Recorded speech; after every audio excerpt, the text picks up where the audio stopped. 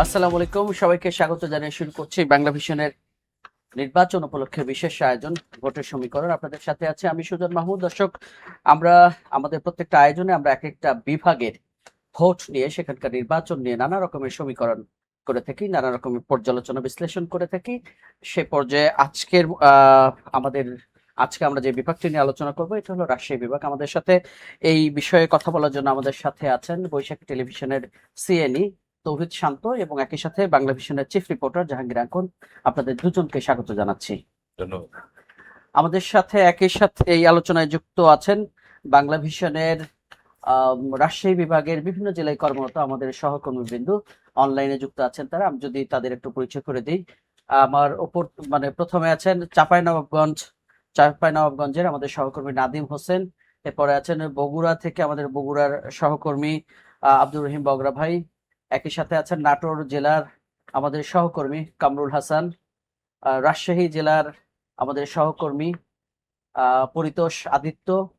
পাবনা থেকে আছেন আকিনুর ইসলাম রিমন। আহ, জয়পুরহাট থেকে আমাদের সাথে যুক্ত আছেন আবু বকর সিদ্দিক এবং নওগাঁ থেকে যুক্ত আছেন বেলায়েত হোসেন। আপনাদের সবাইকে স্বাগত জানাচ্ছি। আমরা শুরুতে একটু যেতে চাই রাজশাহীর সহকর্মী পরিতোষ পরিতোষ আদিত্য। আপনার কাছ থেকে একটু জানতে চাই যে আসলে রাজশাহীর ভোটের সমীকরণ বলতে আমরা যা বুঝি, রাজশাহীর ভোটের পরিস্থিতি এখন কেমন? আর মাত্র কয়েকদিন বাকি আছে, 12 তারিখ ভোট গ্রহণ হওয়ার কথা। তো সব মিলে এখন কেমন দেখছেন এবং সেখানকার মানে সামগ্রিক পরিস্থিতি কেমন? ধন্যবাদ সুজন ভাইকে এবং আমাদের যারা সহ আলোচক আছেন স্টুডিওতে এবং আমার সহকর্মীরা।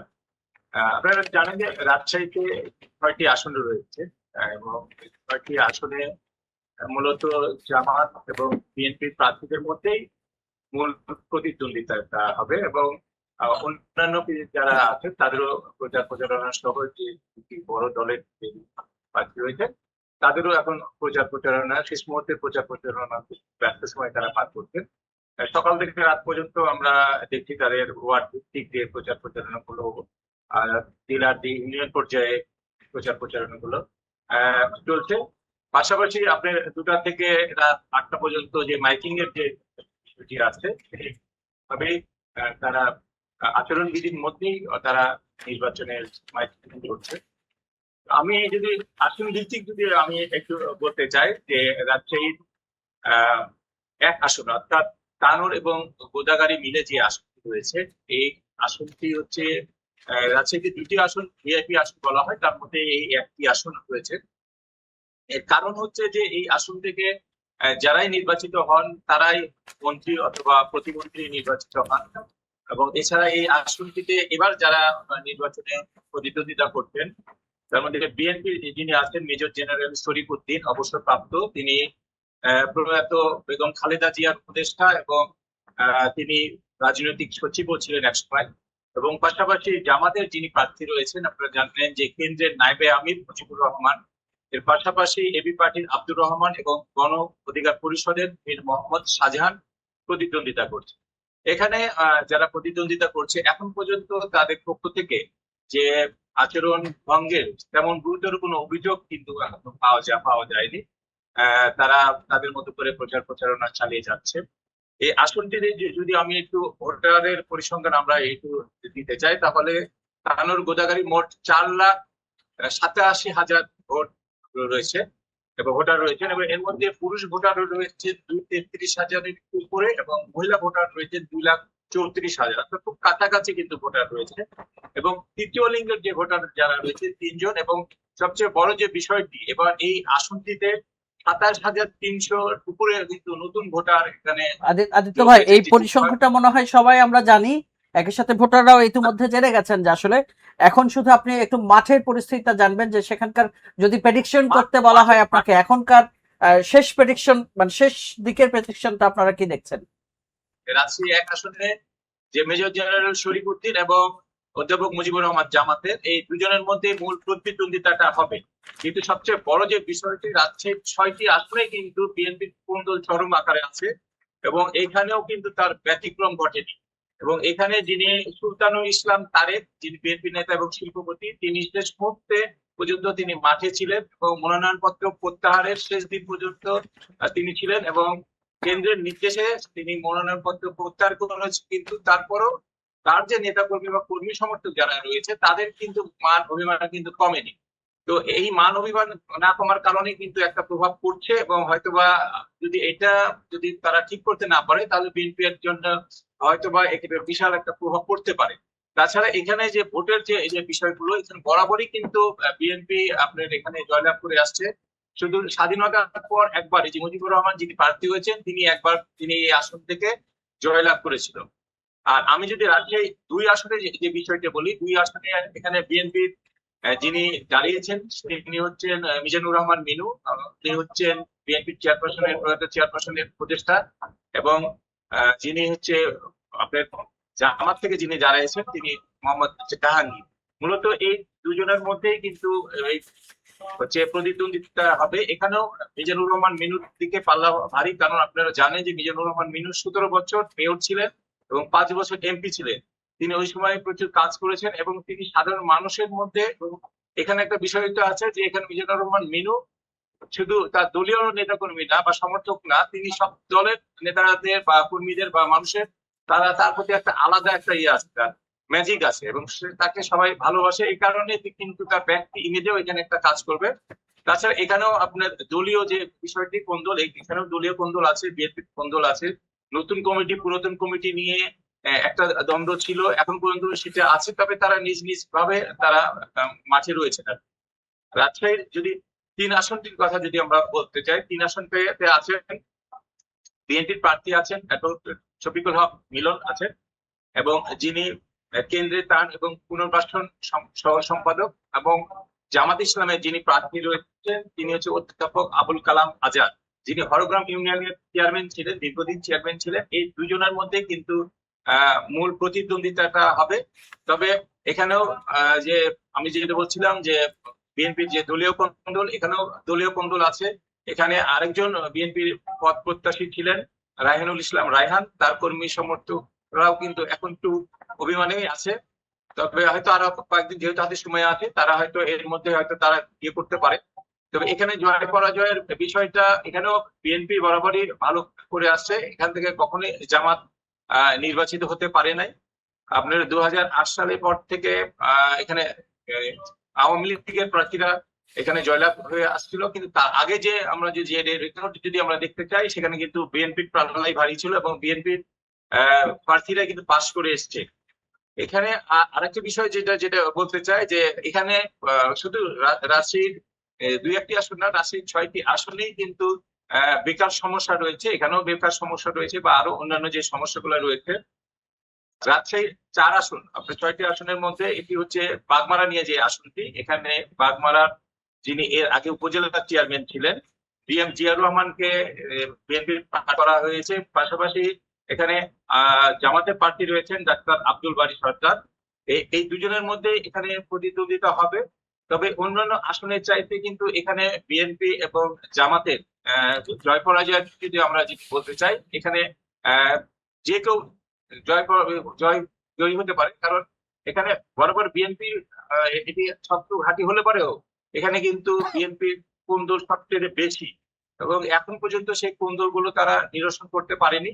এর ফলে এবং জামাতের যিনি প্রার্থী রয়েছেন ডাক্তার, তিনিও কিন্তু বাগমারা যেহেতু উপজেলা তিনি চিকিৎসা করেন, তিনিও কিন্তু সাধারণ মানুষের বেশ জনপ্রিয় রয়েছেন এবং তার যে জামাতের যারা কর্মী সমর্থক রয়েছেন এবং তারা মাঠে রয়েছেন এবং তারা তাকে জয়ী করাবে, তারা একটা চ্যালেঞ্জ হিসেবে কিন্তু নিয়েছেন। যেহেতু বিএনপির এখানে কোন্দল রয়েছে সেই সুযোগটা কিন্তু তারা নিচ্ছে।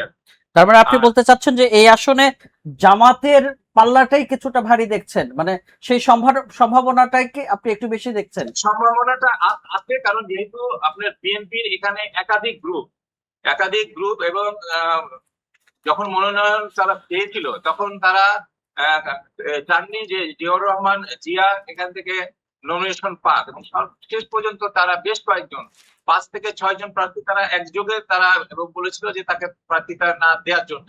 কিন্তু সে কারণে কিন্তু এখন পর্যন্ত এই আসনটি বিএনপি নেতাকর্মীরা কিন্তু সেভাবে খাটছে না যদি বলতে চাই। শুধু যারা নেতারা রয়েছেন তারা মাঠ পর্যায়ে আছে, কিন্তু যেভাবে খাটা উচিত সেভাবে কিন্তু এই আসনটিতে আমরা দেখতে পাচ্ছি না বিএনপির নেতা কর্মীদেরকে। সে কারণে এই আসনটা কিন্তু যে বিএনপির জন্য একটা চ্যালেঞ্জ আছে জয় তুলে নেওয়ার ব্যাপারে। সেক্ষেত্রে জামাতের এই জায়গাটা একটু তাদের এই অন্যান্য যে আসনগুলো রয়েছে সেই আসনের চাইতে এখানে এই আসনটিতে তারা ভালো অবস্থানে আছে। রাজশাহী 5 নম্বর আসনটা হচ্ছে পুঠিয়া দুর্গাপুর নিয়ে যে আসনটা, এই আসনে হচ্ছে অধ্যাপক নজরুল ইসলামকে বিএনপি থেকে মনোনয়ন দেওয়া হয়েছে এবং জামাতের মঞ্জুর রহমান। তো এইখানে এই আসনটিও বিএনপির জন্য একটি ঝুঁকি বলা হয়ে থাকে, কারণ এইখানে বিএনপির আরো দুজন প্রার্থী রয়েছে, স্বতন্ত্র প্রার্থী হিসেবে তারা এখানে প্রতিদ্বন্দ্বিতা করছেন। এর মধ্যে একজন রেজাউল করিম এবং আর একজন হচ্ছে ইশফাক খায়রুল হক। তো এই দুজন এখন পর্যন্ত কিন্তু তারা মাঠে রয়েছে। এবং এখান থেকে আরেকটি বিষয় জানিয়ে রাখি যে প্রয়াত যে সাংসদ নাদিম মুস্তফা তার ছেলে এখান থেকে নমিনেশন চেয়েছিলেন এবং দুর্গাপুর এর পুঠিয়া মিলে যে আসনটি এবং দুর্গাপুরে নাদিম মুস্তফার একটা ভালো প্রভাব রয়েছে এবং সেক্ষেত্রে তার ছেলের একটু ভালো প্রভাব ছিল।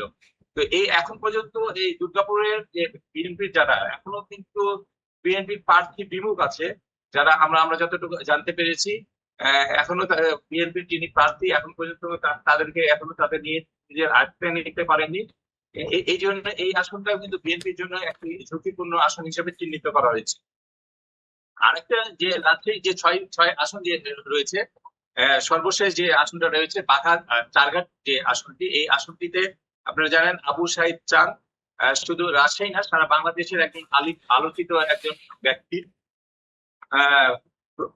সাবেক প্রধানমন্ত্রী শেখ হাসিনাকে যিনি কবরে পাঠিয়ে দিয়ে বিষয়টি নিয়ে খুব আলোচনায় এসেছিলেন এবং বাংলাদেশের বিভিন্ন জেলায় তার বিরুদ্ধে মামলা হয়েছিল, ওকে এখানে এই আসনে প্রার্থী করা হয়েছে এবং অধ্যাপক নাজমুল হক তিনি জামাতের প্রার্থী। এখানে মূলত এই দুজন প্রার্থীর মধ্যে প্রতিদ্বন্দ্বিতা হবে, তবে জয়ের ব্যাপারে যারা ভোট বিশ্লেষক যারা বলছেন তাতে এখানে আবু সাইদ চাঁদ অর্থাৎ বিএনপি প্রার্থী জয়ের ব্যাপারে পাল্লাটাই বেশি ভারী।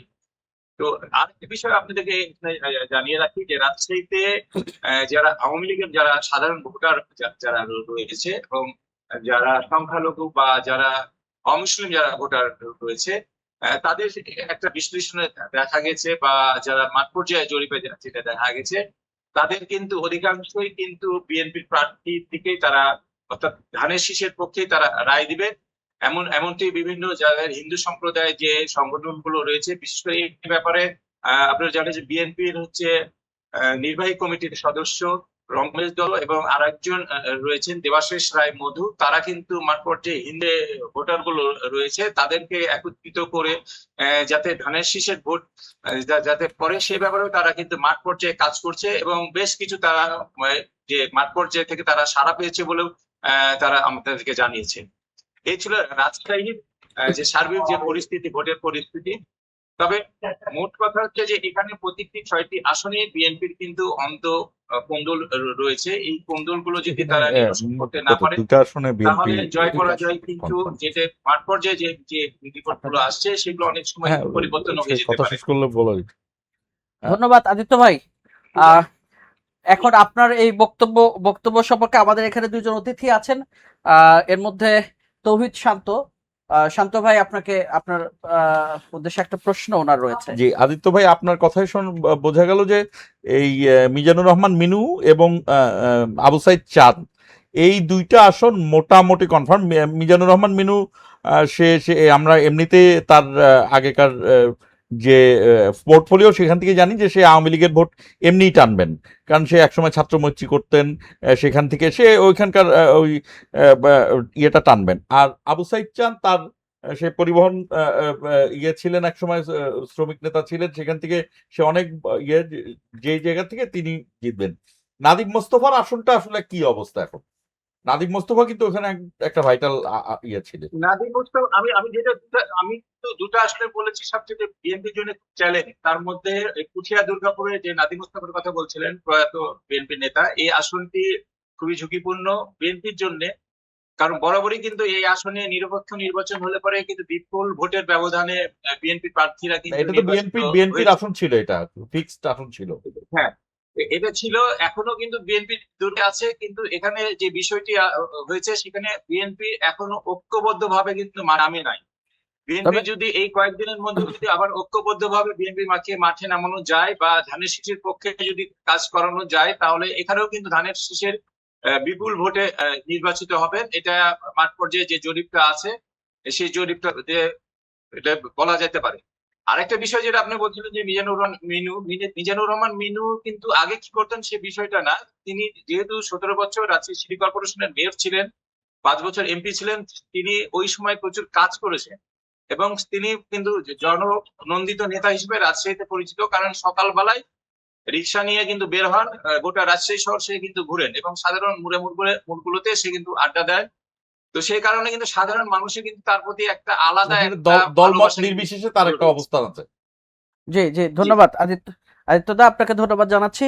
আমরা এখানে উপস্থিত আছেন আমাদের সাথে আলোচক বৈশাখী টিভি সিএনই তৌহিদ শান্ত ভাই, আপনার তো শুনলেন নিশ্চয়ই। এখানে আপনার কাছ থেকে একটু জানতে চাই, আপনার হোম টাউনও রাজশাহী? না, আমার হোম টাউন হলো পাবনা।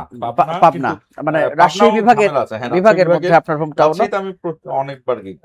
আপনার হোম টাউনও পাবনা বিভাগ, রাজশাহী বিভাগের মধ্যে, কিন্তু আপনি তো রাজশাহীর মোটামুটি একটা হ্যাঁ, রাজশাহী চিত্র আপনি দেখতে যেটা পেলেন। বললাম যে রাজশাহীতে একটা আসন জামাতের ইয়ে ছিল। এটা আমি রাজশাহীর কত নাম্বার আসন উনি বললেন আমি খেয়াল করতে পারলাম না। একটা আসন এটা জামাতের আগে পেয়েছে, রাজশাহী 4 বাগমারা। রাজশাহী 4 বাগমারা এটা আগে পেয়েছে রাজশাহী। আর এছাড়া অন্যান্য আসন যেমন আমি না, বলি মিজানুর রহমান, রাজশাহী এক আসনটি আপনার হচ্ছে যেটা অধ্যাপক মুজিবুর হ্যাঁ রহমান, এটা আগে উনি পেয়েছিল কিন্তু জামাত একবার। উনি কিন্তু ছিলেন অনেক আগে। হ্যাঁ, অনেক আগে জামাত একবার পেয়েছিল। এছাড়া কিন্তু রাজশাহী মোটামুটি বিএনপি অধ্যুষিত বলা যায়। যেবার আওয়ামী লীগ সরকার গঠন করেছে সেইবার আওয়ামী লীগ সেখান থেকে আসন 2-3টা পেয়েছে। মিজানুর রহমান মিনুরটা তো পাওয়ারই কথা, কারণ তার একটা সর্বজন ইমেজ আছে। আর আবু সাইদ চাঁদ সে এমনিতে খুবই পপুলার সেখানকার।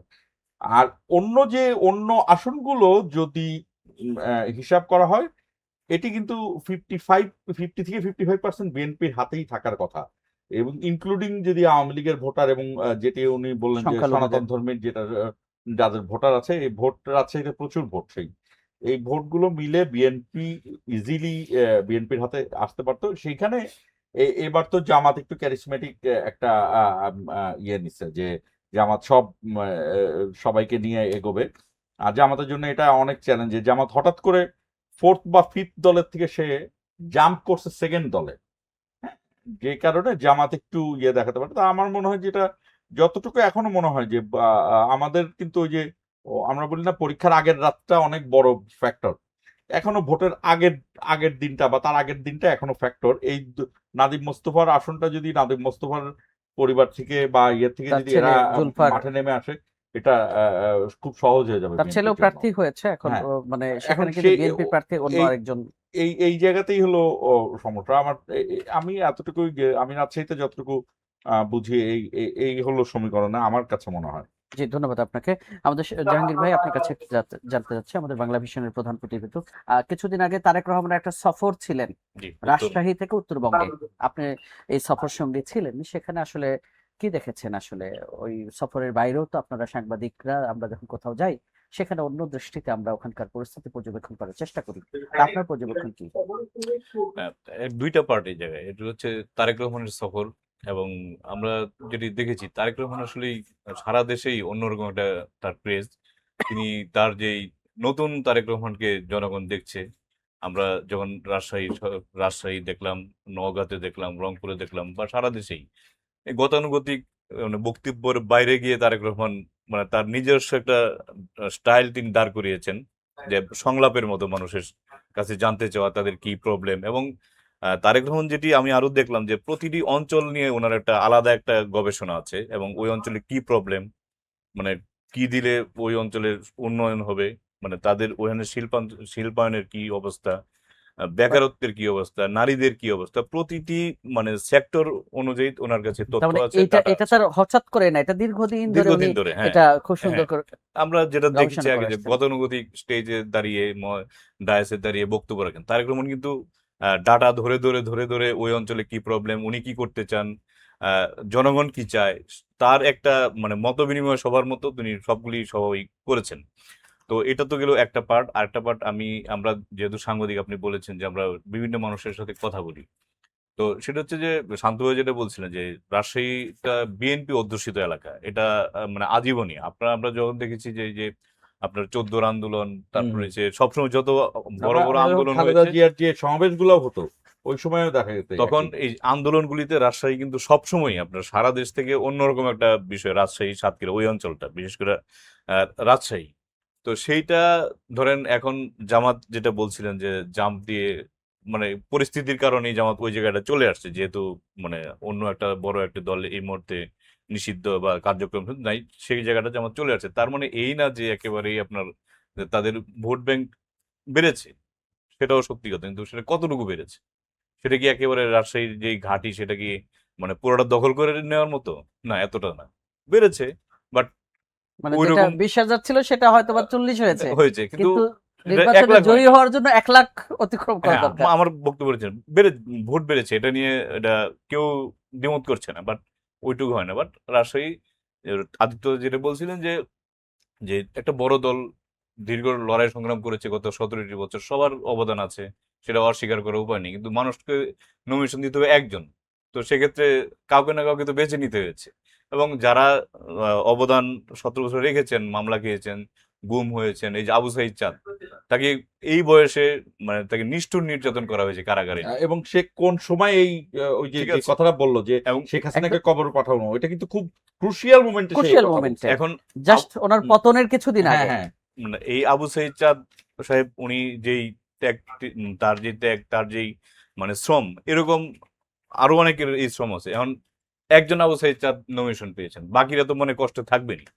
তো এখন বিএনপির দায়িত্ব হচ্ছে যে মানে এই ধরনের প্রবলেম যেসব আসনগুলিতে আছে ওইগুলি ধরে ধরে ধরে ধরে মানে যেভাবেই হোক এটা মিটমাট করে তাদের মানে মানে জয়লাভের জন্য যা যা করা দরকার সেটা করা। আর আর জামাত চাবে, তার তো এটা মানে নির্বাচনে যেহেতু দাঁড়িয়েছে, সবারই স্বপ্ন থেকে ক্ষমতায় যাবে। কেউ বিরোধী দল হতে চায় এই পর্যন্ত আমি শুনি নাই, যত ছোট দলই হোক। কখনোই না, কারোর না, মধ্যে এটা না। এটা কারো কাম্য না, সে যাবে, এবং জামাত চেষ্টা করছে, এটা স্বাভাবিক বিষয়। তারা চেষ্টা করবেই, এবং যেহেতু এবার বড় একটা সুযোগ, এবং এই চাওয়াটাও দোষের কিছু না, যে দোষের কোনো কিছু না, দলের এটা জন্য। মানে চাওয়া থাকতেই পারে। এই জি, এখানে আমার কাছে মনে হয় যে আদিত্য দা একটা সুন্দর কথা বলেছেন, মানে জাস্ট উল্লেখ করার মতো। 2টা আসনের প্রার্থী, সেটা হচ্ছে রাজশাহী 5 এবং 4, হুম। এই 2টাকে ঝুঁকিপূর্ণ বলেছেন।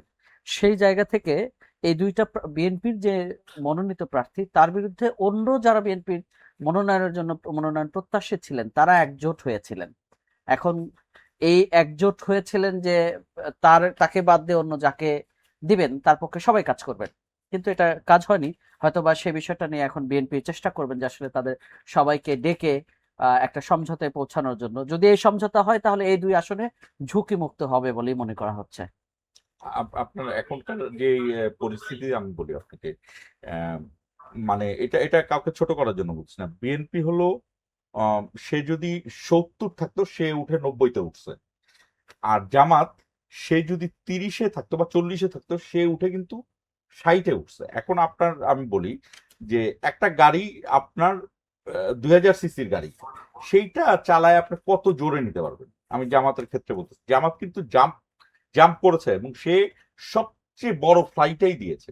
সবচেয়ে বড় ফ্লাইয়ে দিয়ে সে অনেক বড় সমাবেশ করে এক ধরনের একটা অস্তিত্ব জানান দিচ্ছে। কিন্তু এর মানে এই না যে আপনার ভোটের সমীকরণ কিন্তু খুব জটিল। যে ওইখানে গিয়ে সে যেই লোক ধানের শীষে ভোট দেয় সে খুঁজে দাঁড়িপাল্লায় ভোট দিবে, এইটা খুব জটিল প্রক্রিয়া। তো এইখানে বিএনপির আমার মনে হয় যে বিএনপি থেকে এই সময়ে এরকমের শুধু রাজশাহী না, সারা বাংলাদেশে অন্তত যেটা আমরা হিসাব করলাম 30 থেকে 32টা আসন আছে, যেগুলো পুরোটাই বিএনপি।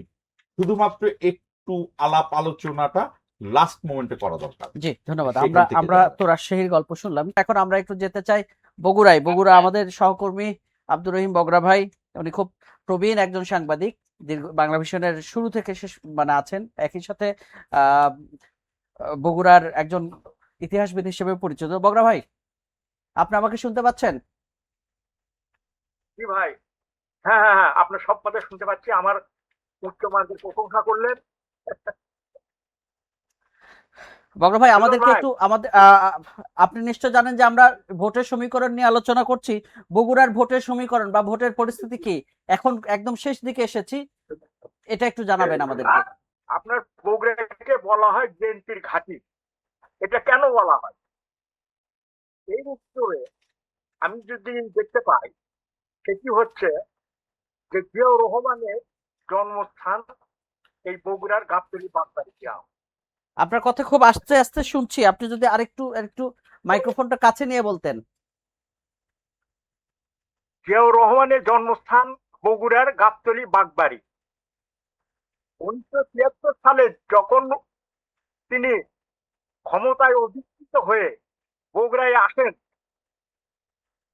তারপর থেকে তার বগুড়ার গ্রাম জনপদে সেই সার্কিট হাউস থেকে 8 মাইল দূরের একটি গ্রামে হাজার হাজার মানুষকে সাথে নিয়ে তিনি যাকে বলা হয় মাও সেতুংয়ের লং মার্চ, চীনের প্রতিষ্ঠাতা, আধুনিক চীনের প্রতিষ্ঠাতা মাও সেতুং এই লং মার্চ করছিলেন তার বিপ্লবের সময়, আন্দোলনের সময়। তেমনি দেশ গড়াতে প্রথম সূচনাটাই করেছিলেন জিয়াউর রহমান। সেই জিয়াউর রহমানের পরবর্তীতে বেগম খালেদা জিয়াও বগুড়ার এমন কোনো গ্রাম জনপদ নেই যে সব উনি চষে বেড়াননি নির্বাচনের সময়, আন্দোলনের সময়। আজকে বগুড়ার মোট আসন সংখ্যা হচ্ছে 7টি, এটা আপনারা জানেন। বগরা ভাই, আপনি আমাদের একটু থামিয়ে দিতে চাই আপনাকে। জিয়াউর রহমান এবং খালেদা জিয়া সম্পর্কে আমরা সাংবাদিকরা এবং যারা ভোটার আছেন, বাংলাদেশের মানুষ, প্রত্যেকটা মানুষই জানেন, এবং বগুড়াকে বিএনপির ঘাঁটি বলা হয় এটাও জানি। কিন্তু এখন এসে জানতে চাইবো যে আসলে আসন ধরে ধরে যদি যদি আমরা পর্যালোচনা একটু জানতে চাই, মানে সেই বিষয়ে কি বলবেন, এটা একটু বলবেন, জানাবেন আমাদেরকে। এখন 7টি, 2টি হচ্ছে বগুড়ার, আমাদের বগুড়ার মানুষের কাছে মর্যাদাপূর্ণ আসন। সেটি হচ্ছে বগুড়া সদর। বগুড়া সদর 6 আসন। যেখান থেকে তারেক রহমান এই প্রার্থী হয়েছেন বিএনপির। এই প্রার্থী, এই আসনের প্রার্থী হচ্ছেন বিএনপি চেয়ারম্যান তারেক রহমান। আর বগুড়া 7 গাবতলী শাহজাহানপুর, এখানে বেগম খালেদা জিয়া প্রার্থী ছিলেন। তার প্রয়াণের পর সেখানে মোর্শেদ বিএনপির এক নেতা প্রার্থী হয়েছেন। এই দুটি মর্যাদাপূর্ণ আসনের মধ্যে বগুড়া সদরের মানুষের একটি আকাঙ্ক্ষা যে তারেক রহমানকে তারা সর্বোচ্চ ভোটে নির্বাচিত করবেন। যেমন অতীতে 96, 2001-এ বেগম খালেদা জিয়াকে তারা সর্বোচ্চ ভোটে নির্বাচিত করেছিলেন। এটি কেন তারা করতে চান আপনি জানেন? বগুড়ায় যে গ্যাস সরবরাহ করার মধ্যে দিয়ে 10,000 অটোরিকশা, এখানে অটোরিকশার পিছনে বিনিয়োগের সুযোগ সৃষ্টি হয়েছে। এই যে হাজার হাজার মানুষের কর্মসংস্থান হয়েছে একমাত্র গ্যাস আসার কারণে। আরেকটি জিনিস, বগুড়ায় আবাসিক যে এলাকাগুলি গড়ে উঠেছে, হ্যাঁ, এটা কিন্তু গ্যাস আসার ফলে, হ্যাঁ, এই যে বাড়ি বাড়ি গ্যাস, গৃহিণীরা কিন্তু এই প্রতিদান কিংবা বগরা ভাই, আমরা সেই এই দুইটা সবচেয়ে বিএনপির জন্য শক্তিশালী আসন, সেখানে জামাতের যারা প্রার্থী আছেন, মানে প্রতিদ্বন্দ্বী যারা আছেন নিকটতম, তারা তো জামাতেরই প্রার্থী হবে, এবং তাদের সেখানকার অবস্থা কি? বগুড়া সদরের তারেক রহমানের প্রতিদ্বন্দ্বী প্রার্থী হচ্ছেন জামাতের তরুণ এক নেতা, তার নাম আবিদুর রহমান, অধ্যক্ষ আবিদুর রহমান সোহেল। একটা সম্মানজনক প্রতিযোগিতায় পারে বলে মনে করা হচ্ছে। কিন্তু মানুষের যে আবেগ, এই 6 আসনে মানুষের যে আবেগ, আপনি দেখেছেন যে তারেক রহমানের সেন্ট্রাল মসজিদে তিনি তৈরি করে দিয়েছিলেন, কিন্তু সেখানে নামাজ আদায়ের সুযোগ হয়নি। এই গত 30 তারিখে, 30 জানুয়ারি প্রথম উনি এই মসজিদে নামাজ আদায় করেছেন, এবং সেই দিনে অসংখ্য মুসল্লি তার পিছনে জামাত করেছে, মানে তারই প্রতিষ্ঠিত মসজিদে। কারণে, হ্যাঁ, জি জি, এইসব কারণে আমরা জনগণের সাথে কথা বলে জেনেছি যে এখানে যে নির্বাচনের যে ফলাফল হবে, তারা চাচ্ছেন যে সর্বোচ্চ ভোটে তারেক রহমানকে নির্বাচিত করা। এছাড়াও আরো 5টি আসন আছে জি, বগুড়া ভাই, এছাড়াও আরো 5টি আসন আছে, 7টি আসন।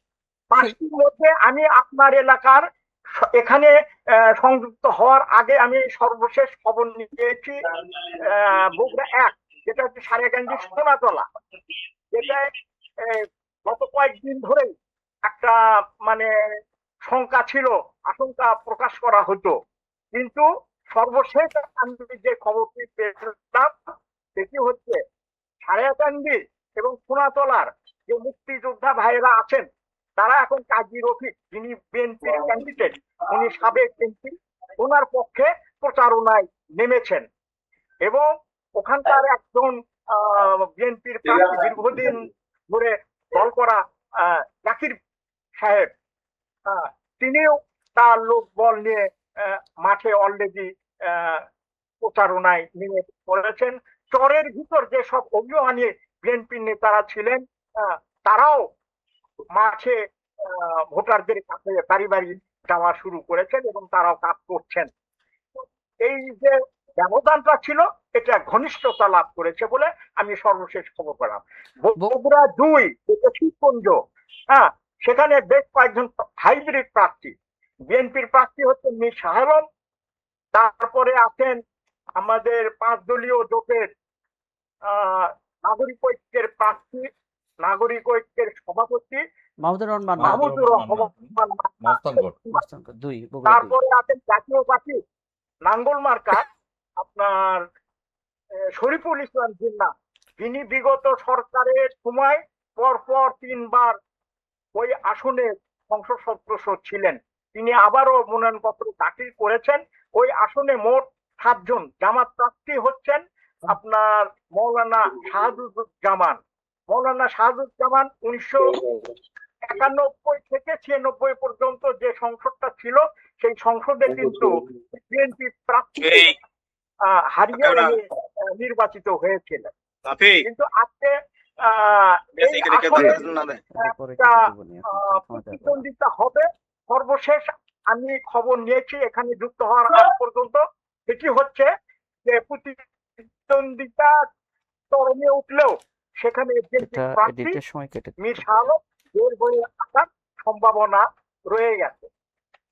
আপনার বগুড়া কাহালু নন্দীগ্রাম যে আসনটি, এই আসনে আপনার বিএনপির প্রার্থী আছেন মোশাররফ হোসেন, সাবেক এমপি এবং জেলা বিএনপির সেক্রেটারি, বিএনপির ভারপ্রাপ্ত সাধারণ সম্পাদক। বগুড়া 4 কাহালু এবং নন্দীগ্রাম নিয়ে এখানে জামাত প্রার্থী হচ্ছেন মোস্তফা ফয়সল পারভেজ। এই মোস্তফা ফয়সল পারভেজ ইতিপূর্বে আপনার তুরস্কের একটি বিশ্ববিদ্যালয়ে শিক্ষকতা করতেন, সেখান থেকে তাকে দেশে নিয়ে এসে এই আসনের জামাতের প্রার্থী করা হয়েছে। আমি এই আসনের এখানে যুক্ত হওয়ার আগে আমার ভোটের কাছ থেকে সর্বশেষ খবর নিয়েছি, ওখানে যে পরিবর্তনের ধারা শুরু হয়েছে, ওখানকার আপনার হিন্দু সম্প্রদায়ের বিশিষ্ট জনেরা তারা নির্যুদ্ধে আনিসের পক্ষে, বিএনপি প্রার্থীর পক্ষে প্রচারণায় লেগে গেছেন। এটি একটি ভালো দিক এবং আমাকে জানানো মানে এটা বিএনপির জন্য ভালো দিক আর কি। হ্যাঁ, বিএনপির জন্য ভালো দিক। এবং কাহালু এবং নন্দীগ্রাম থেকে আমাদের সোর্স জানিয়েছে যে সেখানে যেটুকু সমস্যা ছিল, যেটুকু মান অভিমানের জায়গাগুলো তৈরি হয়েছিল, সেগুলো ক্লোজ হয়ে আসছে এবং তার মানে ধরে নেওয়া হচ্ছে বগুড়ার আসনগুলো নিয়ে কোন আসন নিয়ে এ পর্যন্ত ঝুঁকির বা শঙ্কার জায়গাটা কম। জিএম সিরাজ তবে প্রতিদ্বন্দ্বিতা হবে, এটা ভালো, প্রতিদ্বন্দ্বিতা হওয়া ভালো। তার আমাদের মানে আমাদের এই শান্ত নয় ভাই যে একটা প্রশ্ন করতে চাচ্ছেন আপনাকে, শান্ত ভাই। হ্যাঁ বগরা ভাই, আপনার নাম শুনে আমাদের সেই বগরা ভাইয়ের কথা মনে পড়লো, যিনি প্রেসিডেন্ট নির্বাচন করেছিলেন। আহ, তার নাম পুরাটা আমার মনে নাই, কিন্তু তার নামের পিছনেও বগরা ছিল। তো আপনি অনেক প্রবীণ সাংবাদিক আমাদের। আমি আমি যেটা জানতে চাচ্ছিলাম যে এই যে মাহমুদুর রহমান মান্নার যে আসনটি, মাহমুদুর রহমান মান্না তো 2018 সালে বিএনপির এই ঐক্য জোটের হয়েছিলেন, মানে ফ্রন্ট। ঐক্য ফ্রন্টের মানে প্রার্থী হয়েছিলেন। প্রার্থী হয়েছিলেন। সেখান থেকে মাহমুদুর রহমান মান্না একদম লাস্ট মোমেন্টে মনে হয় নির্বাচনে কাজ করছেন। আর সেখানে বিএনপির প্রার্থী মাহমুদুর রহমান মান্না এবং জামাতের প্রার্থী, এখানে কি সমীকরণ ঠিক আছে কিনা, মানে সেখানেও কি বিএনপি পাশ করে যাচ্ছে কিনা? আমি তো বলেছি যে প্রতিদ্বন্দ্বিতা হওয়ার মধ্য দিয়ে নির্বাচনের শেষ ফলাফলটা বিএনপির পক্ষেই যাবে। ধন্যবাদ, ধন্যবাদ ধন্যবাদ। আপনাকে। আমরা জি, সুযোগ দিয়ে আমাকে। আমরা আমরা এই বিষয়গুলো নিয়ে আরো আলোচনা করব। আমরা আরো 2টা জেলা সম্পর্কে জেনে আসি, তারপর আপনাদের কাছ থেকে সেই একসাথে আলোচনা করবো আপনাদের সাথে নিয়ে। এখন আমরা একটু যেতে চাই পাবনা জেলায়। পাবনার আমাদের সহকর্মী আকিনুল ইসলাম রিমন ভাই আছেন। রিমন ভাই, আমরা যদি একজনই, যেহেতু অনেকগুলো সহকর্মী আমরা একসাথে আলোচনা করছি এবং অনেকগুলো আসন নিয়ে একসাথে আলোচনা করছি, আমরা যত যত সংক্ষেপে পারি আলোচনাগুলো একটু মানে একদম। আমি সংক্ষিপ্ত আকারে বলিনি। প্রথমে আপনাকে ধন্যবাদ, এবং বৈশাখীর শান্ত ভাই, আমার জেলার মানুষ আছেন, আমার মুরব্বী জাহাঙ্গীর আকদ এবং সকল প্রতিনিধি। পাবনায় 5টি আসন, 5টি আসন পাবনা জামাত অধ্যুষিত অঞ্চল, আমাদের শান্ত ভাই জানেন। পাবনা 1, পাবনা 1-এর যে আসনটা বাংলাদেশের সবচেয়ে আলোচিত আসন, সাথিয়া বেড়া, হাতিয়া সাথিয়া বেড়া। বেড়া, মতিউর রহমান হাতিয়া নিজামীর বেড়া। আসন। জাহাঙ্গীর ভাই, জি, এই আসনটিতে একসময় মতিউর রহমান নিজামী, আপনার অধ্যাপক আবু সাইদ, এবং সর্বশেষ জেলে আছেন শামসুল্লাহ টুকু মহোদয়, ওনারা এমপি ছিলেন। তো সেই আসনটিতে নির্বাচনের শুরু থেকে জামাতের প্রার্থী ব্যারিস্টার নাজিব মোমেন, উনি নিজামী সাহেবের ছেলে। উনি প্রথম থেকেই খুব নির্ভর ছিলেন এবং ফুরফুরে মেজাজে ছিলেন, কারণ তখনও বিএনপির কোনো প্রার্থী ঘোষণা করা হয়নি। সর্বশেষ যখন নির্বাচনের মনোনয়ন দাখিল করা হয়, তখন শামসুর রহমান উপজেলার যিনি আহ্বায়ক, তাকে মনোনয়ন দিয়েছেন দল। মনোনয়ন দেওয়ার পরে ওইখানে একটি মামলা হয়। মামলাটি ছিল আসলে বেড়া সাতিয়ার সীমানা ভাগ নিয়ে, যেটা আপনারা জানেন। সেই মামলার প্রভাব পড়ে এই আসনে। শামসুর রহমান মনোনয়ন পাওয়ার পরে হঠাৎ করেই ব্যারিস্টার নাজিব মোমেনের নির্বাচনে একটু ছন্দপতন হয়েছে। আপনারা সবাই জানেন পাবনা 1 জামাত অধ্যুষিত অঞ্চল। দীর্ঘ 40 বছর সেখানে বিএনপি বা ধানের শীষের কোনো প্রার্থী নির্বাচন করে নাই, সুযোগও হয়নি জোটের সেখানে কারণে। ইনফ্যাক্ট বিএনপির কোনো সংগঠনও নাই। তো মানে এখন এটা তো শামসুর এটা তো জোটের কারণে, তখন তো বিএনপি জোট পাবনা ছিল। জোটের একদমই কারণে। বিএনপির কোনো অঙ্গ সংগঠনও নাই। আসলে কৃষক দলের মনে হয় একটা আহ্বায়ক কমিটি আছে। আমি একটু বলি, তো ওখানে সংগঠন খুবই দুর্বল। তো হঠাৎ করে আমাদের বিএনপি চেয়ারম্যান তারেক রহমান শামসুর রহমানকে মনোনয়ন দিয়েছে। মনোনয়ন দেওয়ার পরেই একটু ছন্দপতন ঘটেছে ব্যারিস্টার নাজিব মোমেনের, কারণ এখানে আরেকজন প্রার্থী ছিলেন অধ্যাপক আবু সাইদ। উনি বিএনপিতে যোগ দিয়েছেন। উনি বিএনপিতে যোগ দেওয়ার পরে উনার প্রার্থিতা প্রত্যাহার করে নিয়ে শামসুর রহমানের সাথে উনি নির্বাচনের ময়দানে লড়াই করছেন, যার কারণে সেখানে এবার জামাতের নির্ভরতা খুবই কম। লড়াই হবে হাড্ডি হাড্ডি, কে জিতবে কে হারবে এই আসনটিতে বলা খুবই মুশকিল এখন বর্তমান অবস্থাতে, গতকাল এবং আজকে পর্যন্ত। পাবনা 2, পাবনা 2 আছেন পাবনা 2 সুজানগর এবং বেড়ার আংশিক, সুজানগর এবং বেড়ার আংশিক। এখানে বিএনপি প্রার্থী আছেন সেলিম রেজা হাবিব এবং জামাতের প্রার্থী আছেন অধ্যাপক হেসাবউদ্দিন। এখানে সেলিম রেজা হাবিব একদম খুব নির্ভর, এবং উনি আপনারা ধরে নিতে পারেন উনি নিশ্চিত বিজয়ের দিকে ধাবিত হচ্ছেন। পাবনা 3, এখানে একটি জটিল অবস্থার সৃষ্টি হয়েছে। পাবনা 3-এ আছেন কেন্দ্রীয় কৃষক দলের সভাপতি হাসান জাবির তুহিন, উনি বিএনপি মনোনীত প্রার্থী। জামাতের প্রার্থী আছেন মৌলানা আসগর আলী। আর বিএনপির বিদ্রোহী প্রার্থী দাঁড়িয়েছেন সাবেক সংসদ সদস্য, উনি খুব বয়োজ্যেষ্ঠ মানুষ, AKM আনোয়ারুল ইসলাম। উনাকে সম্ভবত চেয়ারম্যান মহোদয় বলার পরেও উনি এখান থেকে বসেন নেই, যার ফলে এই আসনটা এখন খুব জটিল হয়ে গিয়েছে। যেহেতু হাসান জাবির তুহিন কেন্দ্রীয় বিএনপির নেতা, সেই কারণে এখানে আসলে স্থিতিটা অন্যদিকে ধাবিত হয়েছে। আপনার আনোয়ারুল ইসলাম এখন মোটামুটি তার অবস্থান বেশ শক্ত করে ফেলেছেন। সেক্ষেত্রে এখানে জামাতের তেমন কোনো অবস্থান নেই। আমাদের আরেক প্রার্থী হাসান জাবির তুহিন, উনি চেষ্টা করে যাচ্ছেন, তবে লড়াই হবে হাসান জাবির তুহিন এবং আনোয়ারুল ইসলামের ভিতরে। যদি আনোয়ারুল ইসলাম না থাকতেন তাহলে হাসান জাবির তুহিন উনি নিশ্চিত বিজয়ী হতেন। এবার আসি পাবনা 4 ঈশ্বরদী, খুব গুরুত্বপূর্ণ আসন, ঈশ্বরদী আটঘরিয়া, সম্ভবত যেখানে এটা সবচেয়ে রূপপুর ঝুঁকিপূর্ণ। পারমাণবিক, হ্যাঁ, এই আসনটি খুবই ঝুঁকিপূর্ণ। এই আসনটি খুব ভিআইপি আসন। এখানে রূপপুর পারমাণবিক বিদ্যুৎ কেন্দ্র সহ অনেক গুরুত্বপূর্ণ স্থাপনা রয়েছে। এখানে কেন্দ্রীয় বিএনপির উপদেষ্টা আপনাদের টক শো করে হাবিবুর রহমান হাবিব ভাই, উনি বিএনপির প্রার্থী। আর জেলা জামাতের আমির আবু তালেব মন্ডল, উনি প্রার্থী হয়েছেন। আর যুব দলের একজন সাবেক নেতা, যিনি পলাতক সরকারের প্রধান শেখ হাসিনার ট্রেনে গাড়িতে হামলা, গুলি করেছিলেন জি যে। জি জি হুম। জি জি জি যা মৃত্যুদণ্ড প্রাপ্ত আসামি ছিলেন, উনি জাকারিয়া পিন্টু, জাকারিয়া পিন্টু। উনি রাইট, উনি এখন এখানে প্রার্থী হয়েছেন। যার ফলে হাবিব ভাইয়ের অবস্থানটা একটু নড়বড়ে অবস্থায় আছে।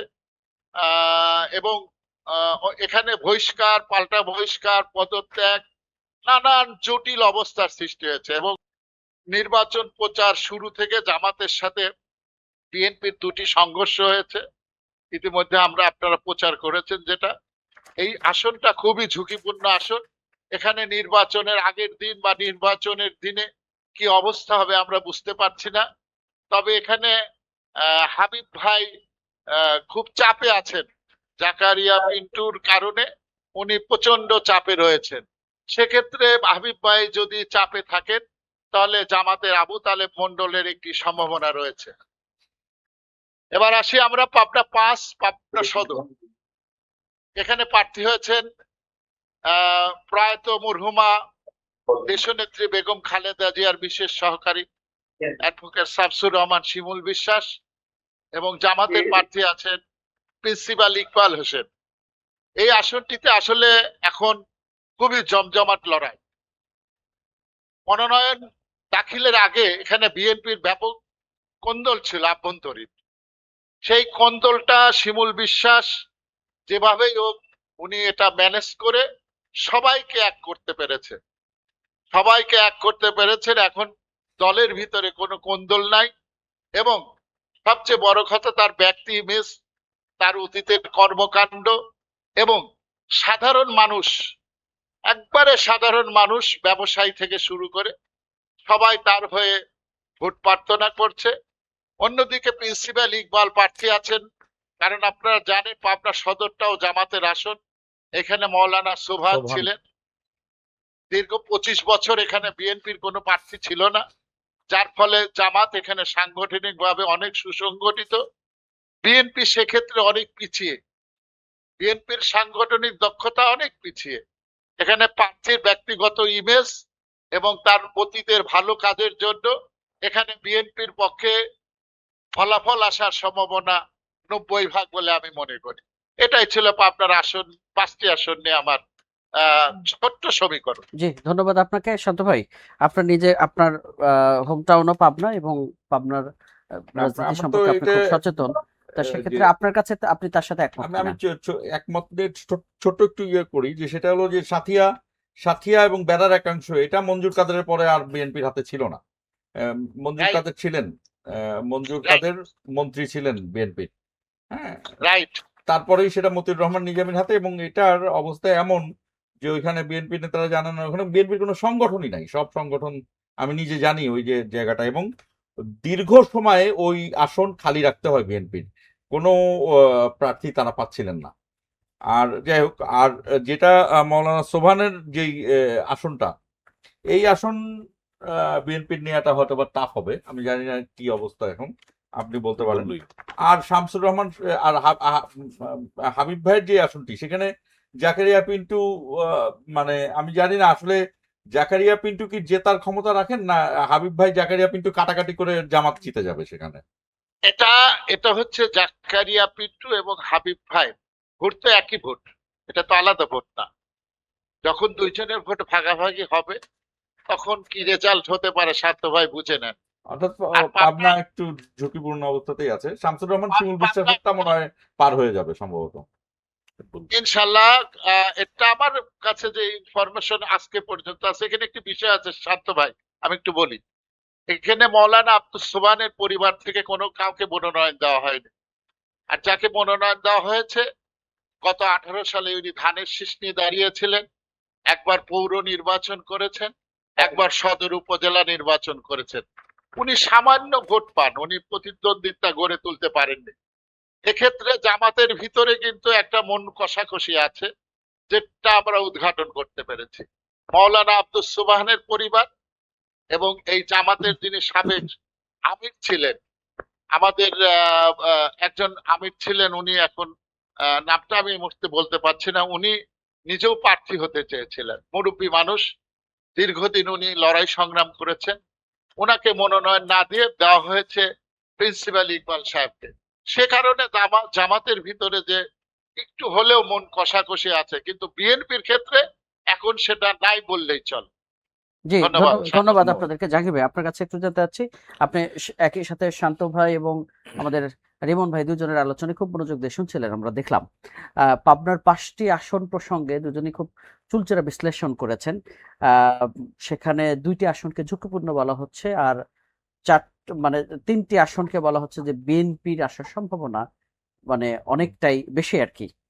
তা যদিও পুরো পাবনাকে বলা হচ্ছিল যে এটা জামাতের ঘাঁটি, যেহেতু জামাতে ইসলামের সাবেক আমির মতিউর রহমান নিজামীর মানে অঞ্চল হিসেবে ওটা পরিচিত, সেক্ষেত্রে আপনার কাছে কি মনে হয় যে আপনি তো দীর্ঘদিন ধরে বিএনপি সহ 4 দলীয় জোটের রাজনৈতিক পলিসি এবং ভোটের মাঠ আপনি কভার করে আসছেন, আপনার কাছে কি মনে হয়?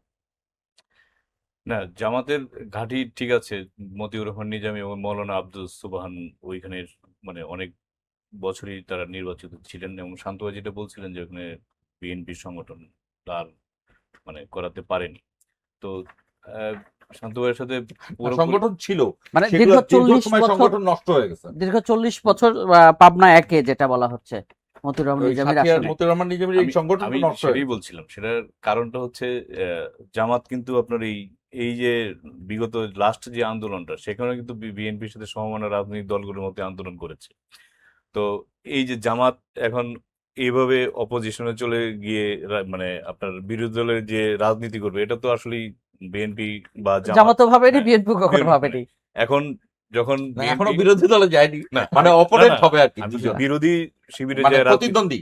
হ্যাঁ, বিরোধী শিবিরে যে রাজনীতিটা করছে, এটা তো আগে ছিল সমমনা, সেখান থেকে একেবারেই মানে একেবারে ইউটার্ন। ইউটার্ন। এখন দুইজন যে মানে সামনাসামনি প্রতিদ্বন্দ্বী, একদম। প্রতিদ্বন্দ্বী, যার কারণে বিএনপির এটা উচিত ছিল যে ঠিক আছে, জামাতের মতো রাজনীতি করে আমার সংগঠনটা আমি গড়ে তুলি। শান্তভাইয়ের কথাই যদি ধরি, যেহেতু শান্তভাই ওই এলাকার সন্তান, উনি এই বিষয়টা ভালো জানেন।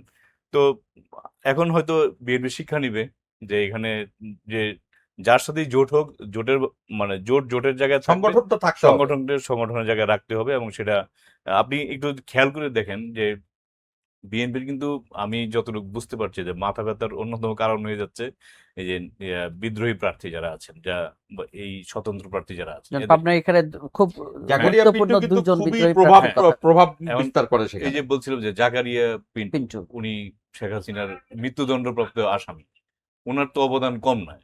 আবার আপনার আমাদের যেই টকশো ব্যক্তিত্ব হাবিবুর রহমান হাবিব ভাই, তারও তো অবদান কম নয়। একই এখন সাথে একে আনোয়ারুল ইসলাম সাবেক হ্যাঁ, এমপি, বয়োজ্যেষ্ঠ প্রবীণ নেতা। ওনারও তো অবদান আছে, ঠিক আছে। এখন এইগুলি হচ্ছে কি, এখন শেষ পর্যায়ে বিএনপির কঠোরভাবে যাকে যেভাবে পারে ম্যানেজ করে, কারণ আপনি শুধু এমপি তেও বাংলাদেশে একমাত্র পদ না, আরো বহু কিছু আছে। একজন মানুষকে যদি আপনি মূল্যায়ন করতে চান, মানে সরকারে যদি বিএনপি যায় মূল্যায়ন করতে চাইলে আপনার মানে হাজার হাজার পদ আছে, আপনি তাকে অন্যান্য মানে সুবিধা দেন, অন্য জায়গায় সেটেল করার ইয়ে করেন। এবং আমার মনে হয় এই যেসব এরকম ঝুঁকিপূর্ণ জায়গাগুলি আছে, বিএনপির উচিত দ্রুত এই কয়েকদিনের মধ্যেই যেভাবে হোক সেগুলি ম্যানেজ করে মানে নির্বাচনটাকে তাদের পক্ষে নেওয়া। জি। আর দ- জামাত তো জামাতের কাজ করবে, এটা তো মানে আগেই বলেছি। তো জামাত যেহেতু আপনারা সবাই মানে ওই এলাকার সন্ধান বলছেন জামাতের ঘাঁটি ছিল, তো কেউ তার নিজের ঘাঁটি অন্যকে দখল করতে দেবে না, এটাই স্বাভাবিক। আমাদের রিমন ভাই বোধহয় কথা বলতে চাই, খুব সংক্ষেপে রিমন ভাই, খুবই সংক্ষেপে। একদম একদম সংক্ষেপ। আপনারা আপনারা এক যেটা বললেন আর কি, যেটা জামাতের ঘাঁটি আর কি, যেখানে নিজামী সাহেব ছিল।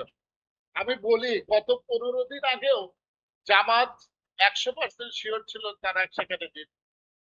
গত 10 দিন 12 দিন বা গত 7-8 দিন তাদের কপালে ভাঁজ, কপালে কিন্তু চিন্তা এসে গেছে। কিভাবে জানি না, মাঠে আমি নিজে গিয়ে গেছিলাম গত পরশু। সেখানকার সাধারণ মানুষের প্রেডিকশন ফুল আলাদা হয়ে গেছে। তারা এবার লড়াই করবে এবং দেখে রাখবেন যতই সংগঠন থাকুক আর না থাকুক, ফলাফলের সময় দেখে রাখবেন কি হাড্ডি লড়াই হয়। এটুকু 1 নাম্বার সম্পর্কে আমি জানি। তার মানে এক, যেটা নিজামী সাহেবের আসন ছিল দীর্ঘ 40 বছর জামাতের দখলে ছিল, সেটা আমি বলা হচ্ছে ওইটাই যে বলছিলাম যে এই আসনটি না, এবার জামাতের হাতছাড়া হতে না, পারে। আমি ওইটাই বলছিলাম যে রাইট। না, আমি ওইটাই বলছিলাম যে আপনি যত দ্রুত আপনার ওইখানকার মানে নেতাদের মধ্যে বা কর্মীদের মধ্যে যে সমস্যাগুলি আছে সেগুলি যত দ্রুত আপনি সমাধান করবেন, এরকম মানে ঘাঁটি যেগুলি বলা হচ্ছে ওগুলিতে আপনি মানে মার্চ করতে পারবেন এবং আপনি ভালো করবেন, মানে বিএনপি ভালো করবেন। জি, ঠিক আছে, ধন্যবাদ এই জন্য হচ্ছে যে দ্রুত এই মানে বিষয়গুলি সমাধান জরুরি। জাহাঙ্গীর ভাই, ধন্যবাদ। এবং আমাদের সাথে রেমন ভাই, আপনাকেও ধন্যবাদ জানাচ্ছি। এবার একটু অন্য জেলায় আমরা যেতে চাই। আসলে আমরা শুরুতেই আলোচনাগুলো খুব দীর্ঘায়িত করেছিলাম, এই কারণে মনে হচ্ছিল আমাদের আরেকটু মানে ছোট করতে চাই, সংক্ষিপ্ত আলোচনা করতে চাই। এখন আমরা যুক্ত করতে চাই আমাদের সাথে এই মুহূর্তে আছেন নওগাঁর বেলায়েত ভাই। বেলায়েত ভাই, আপনি শুনতে পাচ্ছেন আমাকে? জি, শুনতে পাচ্ছি ভাই। আপনি নিশ্চয়ই আমাদের আলোচনাগুলো শুনলেন, এবং শুরুতে আপনার কাছে একটু ক্ষমা চেয়ে অনুরোধ করছি যে আসলে সংক্ষেপে আলোচনা করার জন্য, কারণ অন্য যারা ছিলেন তারা অনেক দীর্ঘ আলোচনা করার সুযোগ পেয়েছেন, আপনারা হয়তো একটু কম সুযোগ পাবেন, কিন্তু অল্প সময়ের মধ্যে খুব একদম জিস্টটা বলবেন আর কি। আচ্ছা, ঠিক। আমি আমায় নওগাঁ জেলার ইয়েটা বলি একটু। নওগাঁ একেবারে সীমান্তবর্তী এলাকা। নওগাঁ জেলায় 6টি সংসদীয় আসন রয়েছে। এই সংসদীয় আসনে সর্বমোট ভোটার হলো 23,29,592 জন, কেন্দ্র 789। ভাই এই সংখ্যাগুলো আমরা জানি, আপনি শুধু আসন ধরে ধরে প্রার্থীদের অবস্থান এবং এখন পর্যন্ত সেখানকার ভোটারদের কি মানে তাদের মানসিক কি পরিস্থিতি দেখছেন? ঠিক ভাই, আমি সংক্ষেপে ইয়ে করছি। নওগাঁ এক আসন আমাদের যেটা, সেই এক আসনে, আর তার আগে বলেই নেই যে নওগাঁতে এবার যে সব 6টা আসনে জামাত এবং বিএনপি এই দুই দলের মধ্যে মূলত প্রতিদ্বন্দ্বিতা হবে, এবং 6টা আসনেই সবগুলোই নতুন মুখ। শুধুমাত্র বিএনপির একজন সাবেক এমপি তিনি আছেন, আর বাকি সবগুলো ক্যান্ডিডেট নতুন ক্যান্ডিডেট। এটা কোনটা? আত্রাই রানীনগর? আত্রাই রানীনগর না, তাহলে কোনটা? শুধু হলো নওগাঁ। এটা হলো 2-এ শামসুজ্জোহা আছেন, উনি শামসুজ্জোহা। জি, উনি শুধু পুরাতন একজন এমপি ক্যান্ডিডেট ছিলেন, আর বাকি সব ক্যান্ডিডেট গুলো নতুন। তো আমি নওগাঁ একের বিষয়টা বলি। নওগাঁ এক আসনটা 3টা উপজেলা মিলে গঠিত, এবং 3টা উপজেলায় একেবারে সীমান্তবর্তী, নিয়ামতপুর, পোরশা, সাপাহার 3 উপজেলা মিলে। এখানে বিএনপির ক্যান্ডিডেট আছেন মোস্তাফিজুর রহমান এবং জামাতের আছেন মাহবুবুল আলম। কিন্তু এই আসনটা বিএনপির জন্য দুঃখজনক, একটু অশান্তির বিষয়। সাবেক 3বারের এমপি এখানে স্বতন্ত্র প্রার্থী হিসাবে আছেন। এই জন্য বিএনপির জন্য কিছুটা সমস্যা হলেও এই 3টা আসনে আবার আপনার নৃতাত্ত্বিক গোষ্ঠী বা আদিবাসী সংখ্যাটা বেশি। এই ভোটগুলো আশা করা হচ্ছে যে বিএনপির দিকেই যাবে। সেই হিসাবে এই আসনটা আমার বিএনপির জয়ী হওয়ার সম্ভাবনা বেশ ভালো আছে। 2 নাম্বার আসন যেটা, সেই 2 নাম্বার আসনে পত্নীতলা এবং ধামইরহাট মিলে 2 উপজেলা মিলে এই আসনটায় নওগাঁর সাবেক 3 বারের এমপি শামসুজ্জোয়া খান, উনি বেশ পরিচিত। উনি এই আসনটায় খুব সহজে বের হয়ে যেতে পারবেন বলে আশা করা হচ্ছে। এখানে জামাতের প্রার্থী আছেন ইনামুল হক, উনি নতুন প্রার্থী। সেই হিসাবে এখানে বিএনপির সম্ভাবনাটা খুব বেশি জিতা। 3 নাম্বার আসন যেটা, সেটা হলো মহাদেবপুর এবং বদলগাছি মিলে। এই আসনটা বিএনপির প্রার্থী আছে ফজলে হুদা বাকুল এবং জামাতের প্রার্থী আছেন মাহফুজুর রহমান। এখানকার বিএনপির জন্য দুঃখজনক ঘটনা, সাবেক ডেপুটি স্পিকার আক্তার আহমেদ সিদ্দিকীর ছেলে পারভেজ আরেফিন সিদ্দিকী, উনি এখানকার স্বতন্ত্র প্রার্থী। যে প্রার্থীটা বিএনপির কিছু ভোট সে কাটতে পারে। এই ক্ষেত্রে এখানে বিএনপির জন্য যদি এই পারভেজ আরেফিন সিদ্দিকী বেশি ভোট কাটতে পারে, তাহলে এখানে জামাতের জেতার সম্ভাবনা বেশি। আর যদি সে ভোট কম পায়, তাহলে বিএনপির জেতার সম্ভাবনাটা বেশি। তবে এখানে মূল যুদ্ধটা হবে, মূল ফাইটটা হবে ফজলে হুদা বাবুল এবং মাহফুজুর রহমান, বিএনপি এবং জামাতের মধ্যে। 4 নাম্বার আসন, এখানে হলো শুধুমাত্র একটা উপজেলা, মান্দা উপজেলা নিয়ে গঠিত। এখানে বিএনপির একরামুল বারী টিপু, উনি ডাক্তার, দীর্ঘদিন উনি সাধারণ জনগণের সঙ্গে মিশে আছেন, ওনার বেশ জনপ্রিয়তা আছেন। একই সঙ্গে জামাতের জেলা আমির আব্দুল রাকিব এখানকার হলো জামাতের প্রার্থী। এই হিসাবে এখানে হাড্ডাহাড্ডি লড়াই হবে বটে, তবে জেতার সম্ভাবনাটা বিএনপির একরামুল বারী টিপু সম্ভাবনাটা বেশি থেকে যাচ্ছে বা আশা করা যাচ্ছে। আর 5 নাম্বার আমাদের 5 আসন, নওগাঁ 5 আসন যেটা, সেটা হলো নওগাঁ সদর। এই সদরে পৌরসভা সহ প্রায় 14টি ইউনিয়ন মিলে গঠিত। তো এখানে বিএনপি আছেন জাহিদুল ইসলাম ভলু এবং জামাতের আছেন আসম সাইম অ্যাডভোকেট। উনি এর আগে উপজেলা পরিষদে ভাইস চেয়ারম্যান ছিলেন। আর জাহিদুল ইসলাম ভলু কখনো নির্বাচনে যান নাই।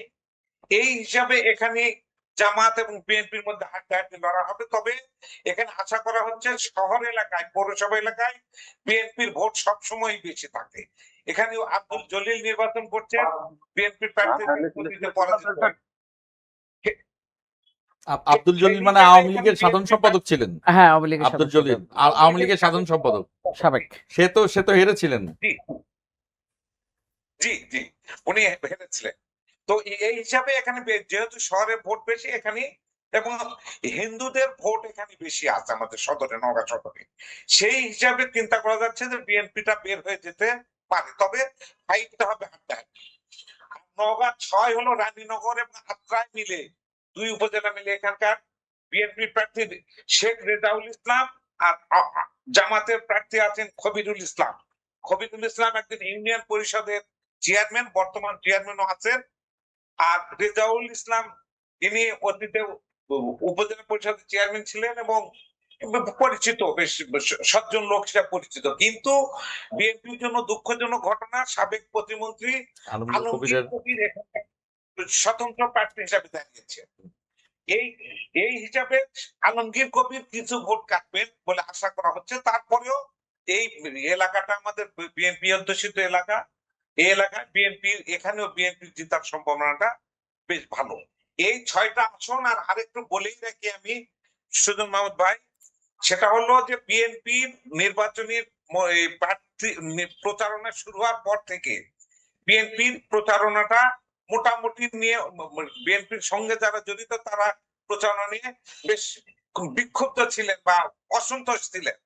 কিন্তু গত 29 তারিখে বিএনপির চেয়ারম্যান তারেক রহমান জনসভা করার পর বিএনপি দলের মধ্যে একটা আলাদা প্রাণ চঞ্চল আসছে, প্রচারণায় বৃদ্ধি পাইছে এবং জনগণই তার বক্তৃতা এবং তার উপস্থিতি এবং তার অ্যাটিটিউড গুলো জনগণের মধ্যে ব্যাপক প্রভাব ফেলেছে। এই হিসাবে এই 29 তারিখের পর থেকে বিএনপির অবস্থাটা বেশ ভালো নওগাঁতে মনে হচ্ছে। জি এই হলো নওগাঁ ভোটের সর্বশেষ জি পরিস্থিতি। জি জি ধন্যবাদ ভাই, আপনি একটু সোজা হয়ে কথা বলবেন, নড়াচড়া করছেন, আচ্ছা, অর্ধেক আপনার কেটে কেটে যাচ্ছে। আজকে তো জামাতের আমির সেখানে ছিল। জামাতের আমির আসার পরে জামাতের কি পরিস্থিতি? যে জামাতের ছিলাম, কিন্তু সেই প্রোগ্রামে উনি নতুন কোনো বক্তব্য নিয়ে আসতে পারেন নাই। এটা হয়তো দলের মধ্যে কিছু সন্তুষ্ট হয়েছেন, কিন্তু নতুন কোন নওগাঁর জন্য নতুন কোন আশার বাণী সাধারণ জনগণকে বক্তব্য দিয়ে আকর্ষণ করার মতো কোনো বক্তব্য দিতে পারেন নাই। এটা সাধারণ জনগণ বলছিল এই বিষয়টা। ধন্যবাদ বিলাত ভাই, আমরা একটু যেতে চাই চাঁপাইনবাবগঞ্জের পরিস্থিতি সম্পর্কে জানতে চাই। নাদিম হোসেন আছেন আমাদের সহকর্মী, নাদিম হোসেন শুনতে চাইবো চাঁপাইনবাবগঞ্জের পরিস্থিতি সম্পর্কে। আসসালামু আলাইকুম। চাঁপাইনবাবগঞ্জের পক্ষ থেকে সবাইকে শুভেচ্ছা জানাচ্ছি, বিশেষ করে সুজন ভাই সহ আলোচক এবং দর্শকদেরকে। আমাদের সীমান্তবর্তী এলাকা চাঁপাইনবাবগঞ্জে 3টি আসন রয়েছে। এখানে প্রথমে চাঁপাইনবাবগঞ্জ 1, যেটি শিবগঞ্জ উপজেলা নিয়ে গঠিত, একটি পৌরসভা এবং 15টি ইউনিয়ন নিয়ে গঠিত। এবং এখানে মোট 6 জন প্রার্থী প্রতিদ্বন্দ্বিতা করছে। তার মধ্যে মানে মূল প্রতিদ্বন্দ্বিতা হবে বিএনপি এবং জামাতের মধ্যে। আমরা এখানে বিএনপি প্রার্থী অধ্যাপক মোহাম্মদ শাহজাহান মিয়া, তিনি 5বারের সফল এমপি এবং তিনি বীর মুক্তিযোদ্ধা এবং বর্তমানে তিনি চেয়ারম্যানের উপদেষ্টা হিসেবে দায়িত্ব পালন করছেন। আমরা আসলে তার এলাকায় একটি মানে সামাজিক এবং অবকাঠামো, শিক্ষা প্রতিষ্ঠান সকল উন্নয়নে কিন্তু তার তেনার হাত রয়েছে এবং তিনি কাজ করেছেন এবং তিনি আসলে একটি পরিচিত মুখ। অধ্যাপক শাহজাহান মিয়া তিনি অনেক পরিচিত মুখ এবং তার প্রতিদ্বন্দ্বিতা আসলে করছেন জামাতের রাজশাহী মহানগরী আমির ডক্টর মোহাম্মদ কেরামত আলী। তিনি শিবগঞ্জ উপজেলার 2বারের উপজেলা চেয়ারম্যান ছিলেন। তিনি কিন্তু প্রতিদ্বন্দ্বিতা করছেন। আসলে এটি আসলে এক সময় বিএনপির দুর্গ ছিল এবং বিএনপি বারবার পাস করেছে। আওয়ামী লীগ সরকার আসার পর থেকে আসলে আসনটি হারিয়ে যায় এবং অনেকদিন পরে নির্বাচন হচ্ছে। জামাত আর আসলে বলা যায় যে জামাত আর বিএনপির মধ্যেই এবং এই আসনে শাহজাহান মিয়ার অনেক আসলে পরিস্থিতি আছে। আমরা 2 আসন নিয়ে বলতে চাই। 2 আসনে এখানেও জামাত বিএনপির আসলে মূল প্রতিদ্বন্দ্বিতা হবে। এখানে বিএনপির যিনি প্রার্থী আছেন আমিনুল ইসলাম, তিনি প্রতিদ্বন্দ্বিতা করছেন এবং তিনি কেন্দ্রীয় কমিটির সহ সাংগঠনিক শিল্প বিষয়ক এবং এখানে যিনি জামাতের প্রার্থী রয়েছেন তিনি হচ্ছেন ডক্টর মিজানুর রহমান। আমরা বিশেষ করে 2 আসন নিয়ে বলতে চাই যে এখানে আসলে 15 জন প্রার্থী কিন্তু চেয়েছিলেন, বিএনপি থেকে নমিনেশন চেয়েছিলেন। নমিনেশন আসলে আমিনুল ইসলামকে দেওয়ার পরে বাকিরা একজোট হয়ে কিন্তু আসলে তার প্রার্থিতা বাতিলের জন্য আন্দোলন করেছিলেন এবং সেই সুযোগটা কিন্তু আসলে জামাত এখানে গ্রহণ করেছে। তারপরে আস্তে আস্তে কিন্তু আপনার 2 আসনে মানে এখনো কিছুটা জটিলতা রয়েছে বিএনপি সাংগঠনিক ভাবে। আমরা যদি চাঁপাইনবাবগঞ্জ 3 বলি, এখানে বিএনপির হেভিওয়েট প্রার্থী আছে হারুনা রশিদ এবং জামাতেরও কিন্তু হেভিওয়েট প্রার্থী রয়েছেন নুরুল ইসলাম বুলবুল। হারুনা রশিদ তিনি কিন্তু চেয়ারম্যানের উপদেষ্টা এবং নুরুল ইসলাম বুলবুল ঢাকা দক্ষিণের মহানগরীর আমির। এখানে আসলে মূল হাড্ডাহাড্ডির লড়াই কিন্তু আমরা এটি সদর আসন, এই আসনে কিন্তু অনেক হাড্ডাহাড্ডির লড়াই জামাত এবং বিএনপির মধ্যে। জি ধন্যবাদ আপনাকে। সুজন ভাই, হ্যাঁ ধন্যবাদ আপনাকে। আপনি বলছেন 3টে আসনের মধ্যে ঝুঁকিপূর্ণ আসন বলছেন শুধুমাত্র 2কে, নাকি না 3 নাম্বার আসন যে হারুনুর রশিদ এবং নুরুল ইসলাম বুলবুল? এই আসনটি আসলে ঝুঁকিপূর্ণ এবং এখানে অনেক মানে হাড্ডাহাড্ডি একটা লড়াইয়ের কিন্তু আভাস আমরা দেখছি ঝুঁকিপূর্ণ মানে দুজন আসলে প্রার্থী খুব গুরুত্বপূর্ণ। Heavy heavyweight. Harun Heavyweight Rashid তো প্রার্থী। এর আগেও MP ছিলেন। 2018-তেও নির্বাচিত হয়েছিলেন, আমিনুল ইসলামও নির্বাচিত হয়েছিলেন। জি জি সারা বাংলাদেশ থেকে চাপাইয়ের দুটো দুজনে আসন পেয়েছিল নির্বাচিত বিএনপি। হয়েছিলেন। দুইটা আসন পেয়েছিল, হারুন রশিদ নির্বাচিত হয়েছিলেন, কিন্তু বুলবুল সাহেবও কিন্তু মানে অনেক গুরুত্বপূর্ণ হয়ে বর্তমানে ভোটের মাঠে। চাঁপাইনবাবগঞ্জে দুইজনের, সম্ভবত এই আসনটা বুলবুল সাহেব জামাত অধ্যুষিত মোটামুটি, সেখানে হারুন রশিদ খুব ফাইট দিয়ে নিয়ে নিয়েছিলেন। জি, ধন্যবাদ। জি, আমরা জি, আমরা দুইটা জি। জেলা নিয়ে আলোচনা করলাম এর আগে, আহ, নওগাঁ নওগাঁ এবং চাঁপাইনবাবগঞ্জ। আসলে চাঁপাইনবাবগঞ্জে 3টি মাত্র আসন, এর মধ্যে 2টি আসনকেই বলা হচ্ছে ঝুঁকিপূর্ণ। বলা চলে যে এখানে দুই আমি প্রার্থী বিএনপি এবং জামাতি মূলত তিন বেশি ঝুঁকিপূর্ণ। হ্যাঁ, বিএনপি এবং জামাতের মধ্যে তিন মূলত বেশি প্রতিদ্বন্দ্বিতা হবে। সেই প্রতিদ্বন্দ্বিতা মূলত হাড্ডাহাড্ডি লড়াইয়ে পরিণত হতে পারে। সে কারণে ধরে নেওয়া হচ্ছে দুই দলের জন্য এটা ঝুঁকিপূর্ণ। আপনি কিছুদিন আগে রাজশাহী গিয়েছিলেন, রাজশাহী থেকে নওগাঁ গিয়েছিলেন। নওগাঁর পরিস্থিতি, সেটা বিএনপি চেয়ারম্যান জনাব তারেক রহমানের সাথে গিয়েছিলেন। আপনি কি পরিস্থিতি দেখে আসছেন?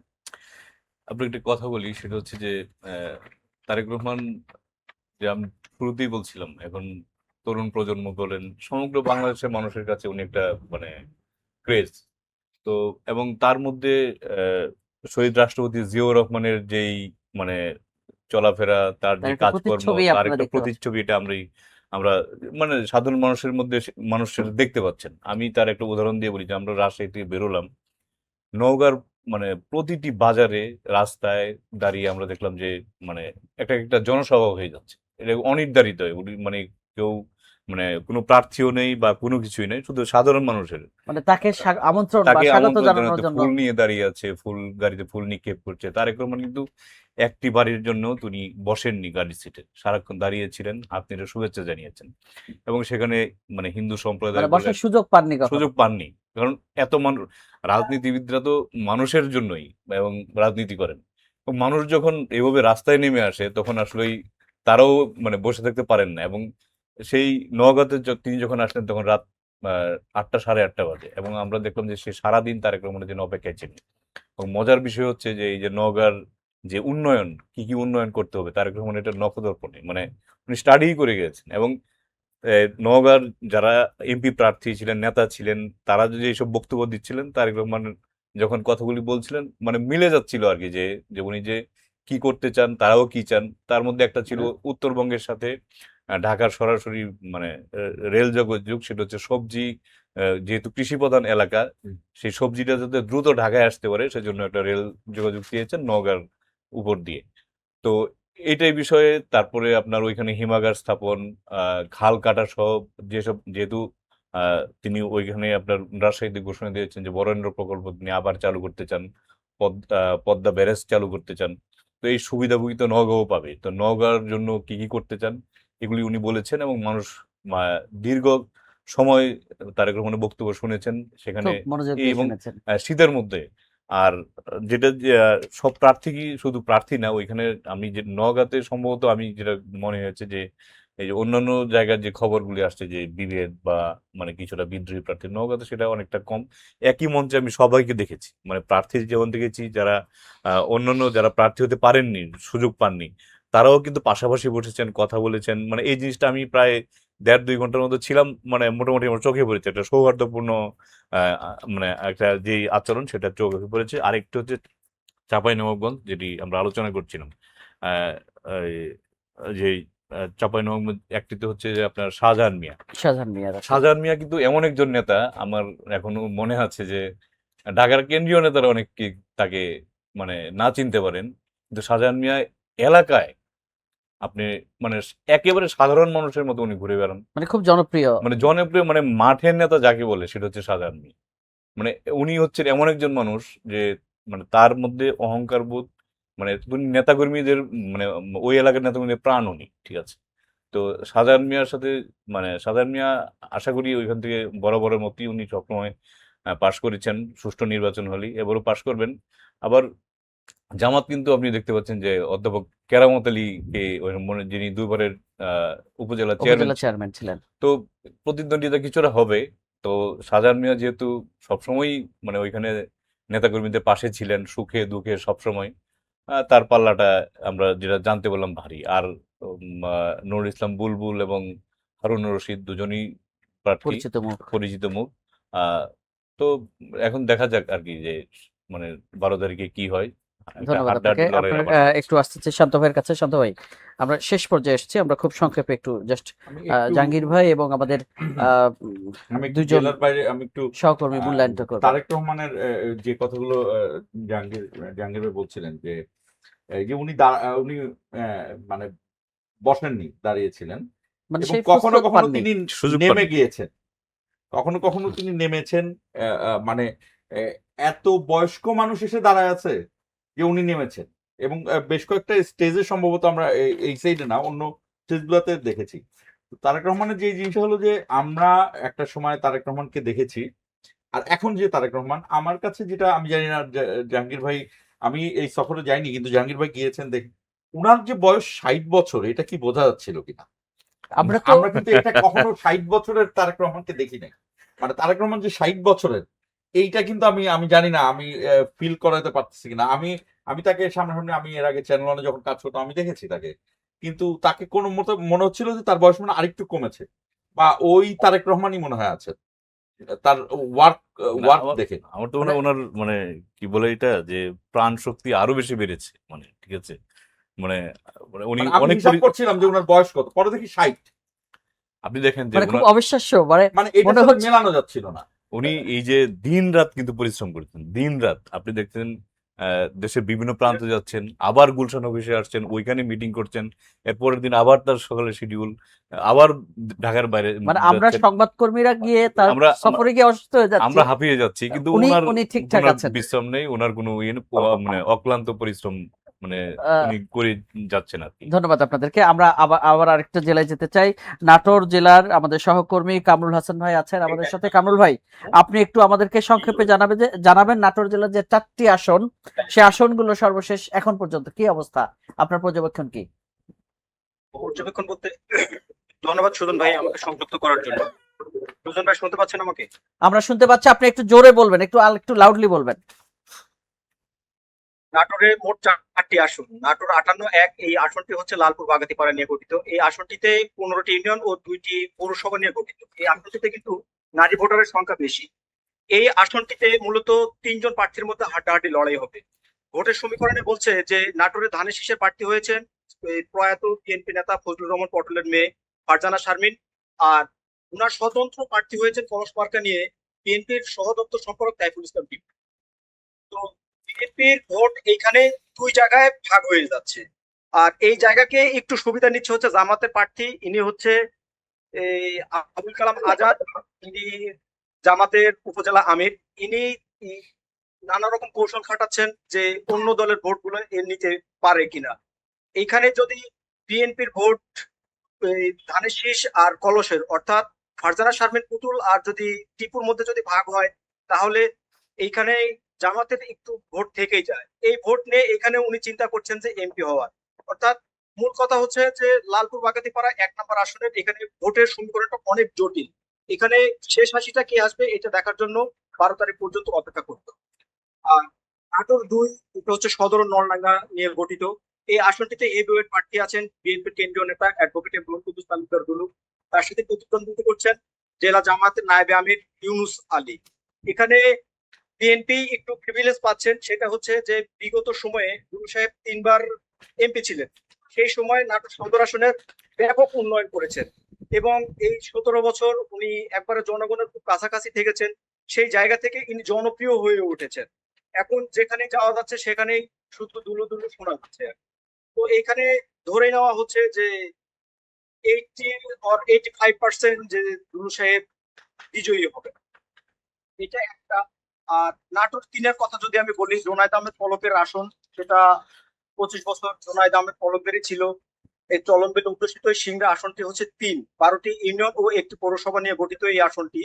এই আসনটিতে মূলত লড়াই হবে হচ্ছে ধানের শীষ আর বিএনপির বহিষ্কৃত নেতা জেলা বিএনপির যুগ্ম আহ্বায়ক ছিলেন উনি দাউদার মাহমুদ ঘোড়া প্রতীক নিয়ে।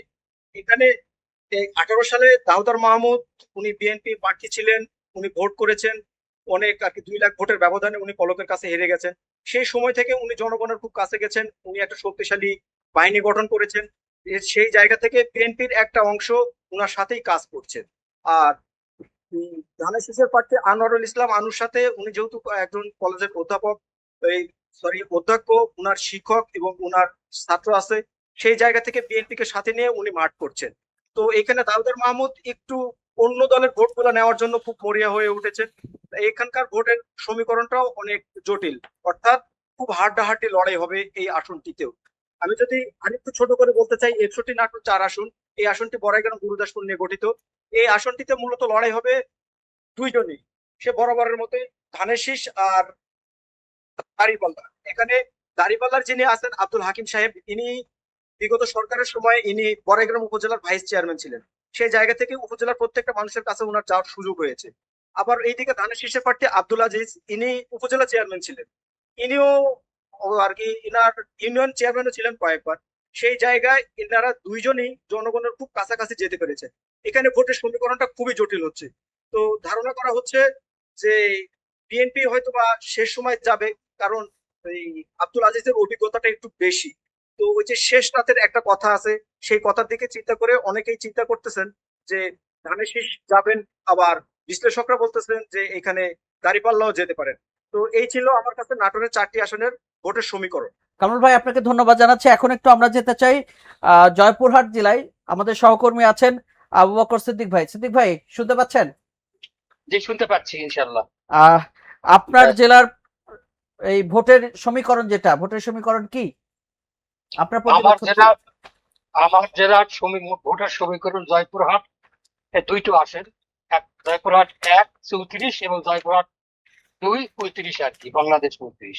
এই দুটি আসনে আমাদের জয়পুরহাট 1-এ মানে প্রার্থী হয়েছে আমাদের সাবেক এমপি মুজাহার আলী প্রধানের ছেলে, নাম হলো মাসুদ রানা প্রধান।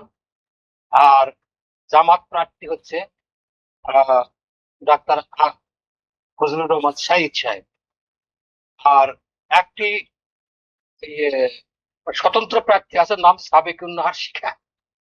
আর দুইজন বাসদের প্রার্থী আছে, নাম অধ্যক্ষ ওয়াজেদ, আর একজন হচ্ছে তৌফিকা নামে একজন মহিলা। এই মোট 5 জন প্রার্থী। তার মধ্যে প্রথম 3 জনের অবস্থা, মানে স্বতন্ত্র প্রার্থী অনেক টাকাওয়ালা, তার গার্মেন্টস ফ্যাক্টরি আছে শিখার।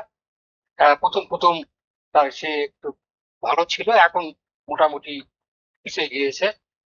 তবে জয়পুরহাটে ওই যে জাহাঙ্গীর আকন ভাই বললেন না যে আমাদের মাথা ব্যথা হচ্ছে বিদ্রোহী প্রার্থী সমর্থকেরা, এখানে আমাদের মরহুম আব্দুল আলিম সাহেব যোগাযোগ মন্ত্রী ছিলেন, ওনার ছেলে ফয়সল আলিম পাননি, উনি যায় ঢাকা 17 আসনে তারেক সাহেবের নির্বাচন করছে।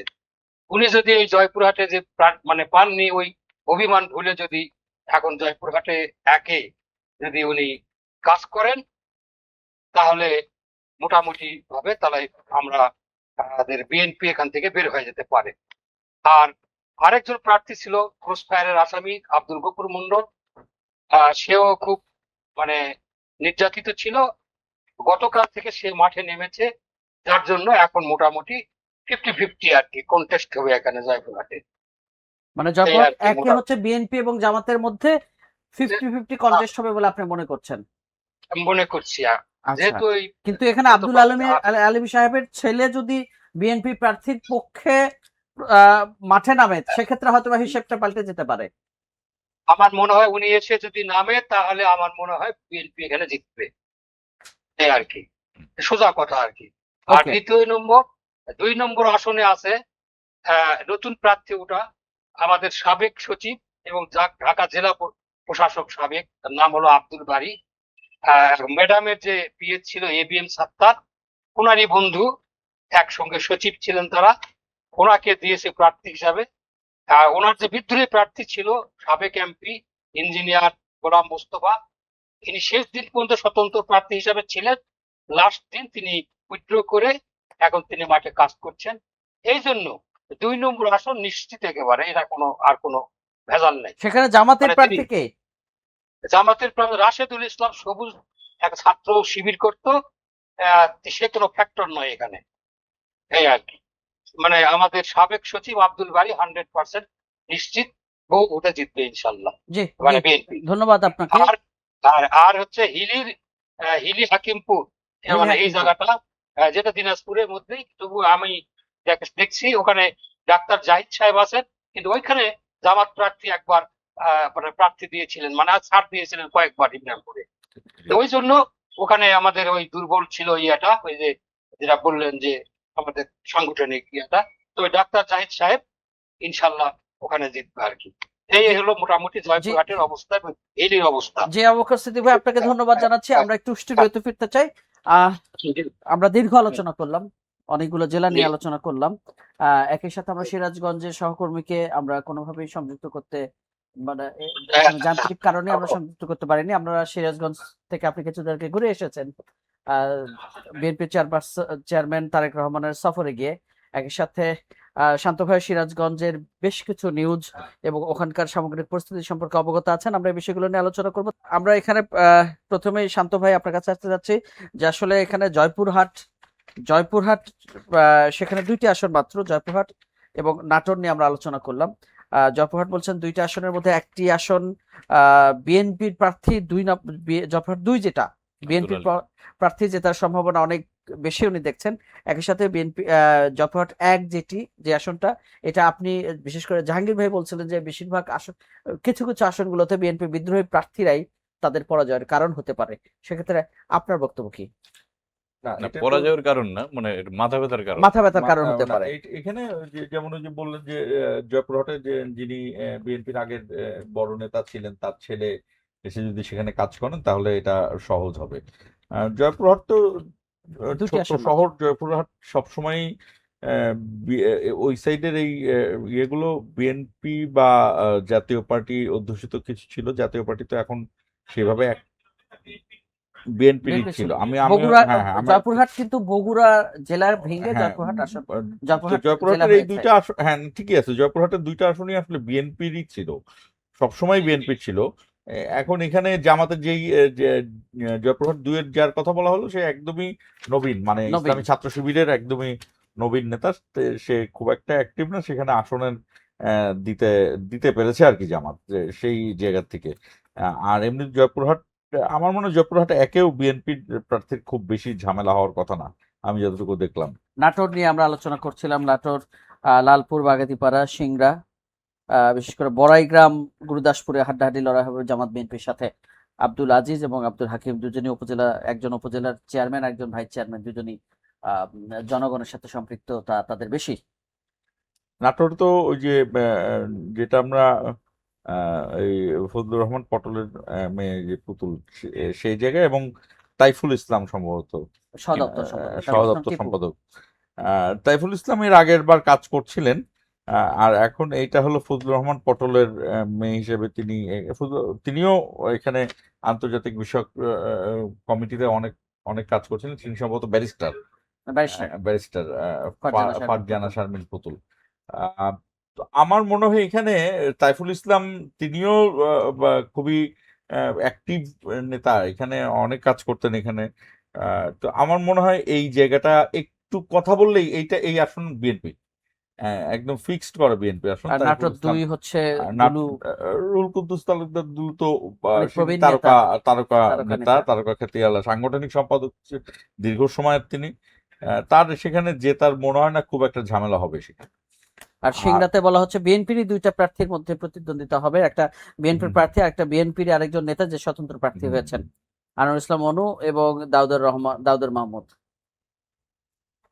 আর আমি বলব যে জাহাঙ্গীর ভাইয়ের সাথে একটা আলোচনা, যে আপনি তো এই সফরগুলোতে আমি ওটা বলতাম যে আপনার কাছ থেকে এই আলোচনা শেষে জাহাঙ্গীর ভাইয়ের কাছ থেকে আমরা শুরুতে যেতে চাই। জাহাঙ্গীর ভাই, আপনি পুরো সফর কয়েকটা জেলার মধ্যে হয়েছে, এর মধ্যে বগুড়াতে সর্বাধিক সময় বিএনপি চেয়ারম্যান ছিলেন।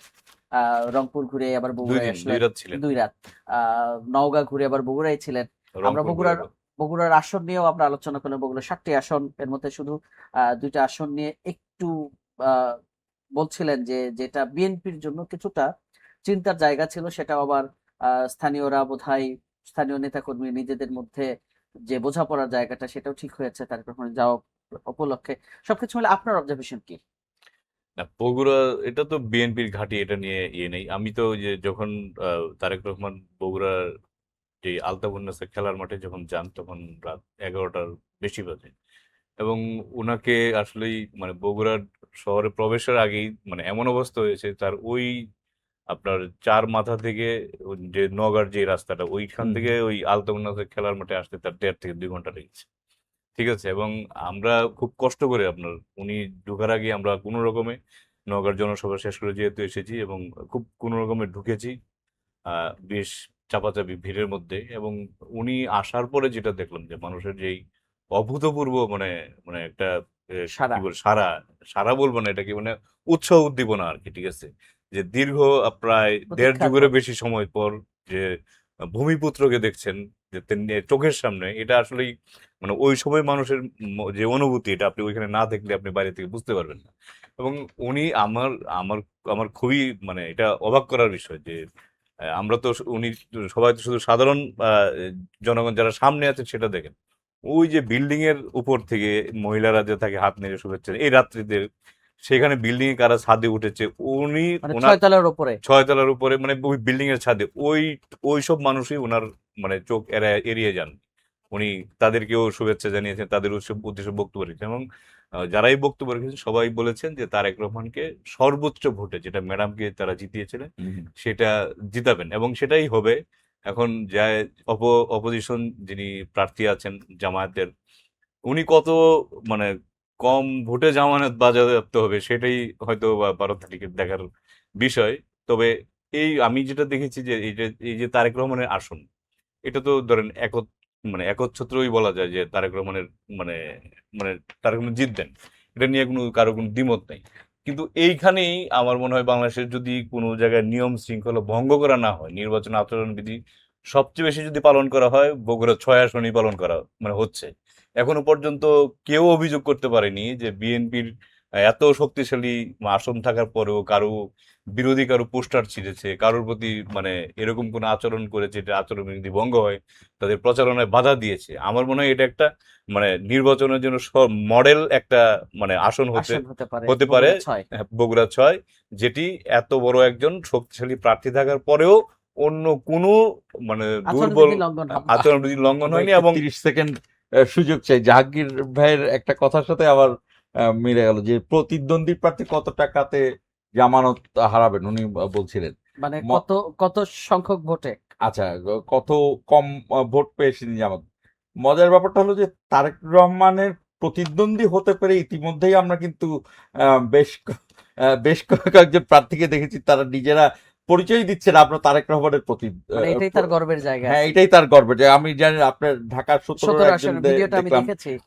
জি যে আমি মানে এটা আসলে কাউকে ছোট করার জন্য না, না, এটা আমি কাউকে বলছি ছোট যে এটা বগুড়ার জনগণ যে ঐক্যবদ্ধ, বগুড়ার হুম। মানুষ যে ঐক্যবদ্ধ দানিশ শেষকে জিতাতে, এবং তারেক রহমানকে যে ম্যাডামকে তারা যে সম্মানটা দিয়েছিল সারা দেশের সবচেয়ে বেশি ভোট মানে ম্যাডামকে দিয়ে, সেই সম্মানটা তারেক রহমানকে দিয়েছেন, যার কারণে ওনার প্রতিদ্বন্দ্বী মানে কত কম ভোট পেয়ে জামানত বাজেয়াপ্ত হবে সেটাই এখন দেখার বিষয় আর কি। একই সাথে আপনি তো সেদিন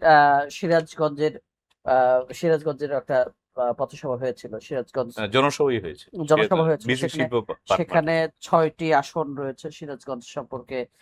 আপনি নিশ্চয়ই সেখানে বিএনপির যে প্রার্থী বিএনপি প্রার্থী যারা আছেন তাদের সম্পর্কে এবং একই সাথে জামাতের যে প্রার্থীগুলো দেখেছেন আপনারা, তো আমি আবারও বলছি যে সাংবাদিকরা যখন আমরা যাই বিভিন্ন জনসভা কভার করতে, সেখানে আমরা সার্বিকভাবে খোঁজ খবর রাখার চেষ্টা করি। আপনি নিশ্চয়ই সেটা রাখার চেষ্টা করেছেন, ছোট করে একটু বলবেন। সিরাজগঞ্জের বিএনপির যে নির্বাচনী জনসভাটি ছিল সেটা ছিল বিসিক শিল্প পার্ক এলাকায়, এবং সেটা কিন্তু পার্ক মানে ওইখানে এখনো পর্যন্ত ইন্ডাস্ট্রি গড়ে ওঠেনি, আপনার বিশাল একটা এলাকা জুড়ে। তো আমরা দেখলাম যে তারেক রহমানকে তার বক্তব্য শোনার জন্য, তাকে দেখার জন্য মানুষের যে উদ্দীপ, সে সকাল থেকে আপনার মানে একেবারেই মানে সবাই বসেছিল, কেউ দাঁড়িয়ে ছিল না। ঠিক আছে, একবারে মঞ্চের সামনে থেকে শুরু করে পুরো সমাবেশটি আপনার একবারে পিনপতন নীরবতা মানে বসেছিল তারেক রহমানের জন্য, এবং তিনি আসলেন। এবং পাবনা এবং সিরাজগঞ্জের যারা প্রার্থী ছিলেন 2 জেলার প্রার্থীকে ওইখানে নিয়ে আসা হয়েছিল এবং তারা তাদেরকে পরিচয় করে দিয়েছেন ধানের শীষের প্রতীকে ভোট দেওয়ার জন্য। এবং ওই এলাকার কি কি সমস্যা, পাবনার তাঁত শিল্পকে তারেক রহমান প্রায়োরিটি দিয়েছেন, সেই তাঁতকে কিভাবে সিরাজগঞ্জের তাঁতকে কিভাবে বিদেশে রপ্তানি করা হবে, ওইখানে আরো কিভাবে ব্যবসা বাণিজ্য ইপিজেড এগুলি করা যায়, এসব বিষয় নিয়ে তিনি বলেছেন। তো দানের এখানে হেভিওয়েট প্রার্থী আছে আপনার বিএনপি স্থায়ী কমিটির সদস্য ইকবাল হাসান মাহমুদ টুকু, এবং অনেক তো ওনার ওয়াইফও গত নির্বাচনে দাঁড়িয়েছিলেন। টুকু ভাই তো মন্ত্রীও ছিলেন, সংসদ সদস্য ছিলেন। তো এটা বলা চলে স্থায়ী কমিটির সদস্য সব মিলিয়ে টুকু ভাই কাজও করেছেন। এই দুঃসময়েও উনি এলাকায় গিয়েছেন, মানুষের পাশে থেকেছেন, নেতাকর্মীদের পাশে থেকেছেন। আমার তো মনে আছে যে সিরাজগঞ্জে একটা সমাবেশ ছিল, একদিকে মারামারি হচ্ছে, তখন মহাসচিব গিয়েছিলেন 2018 সালের দিকে নির্বাচনী প্রচারণা, রোমানা মাহমুদের।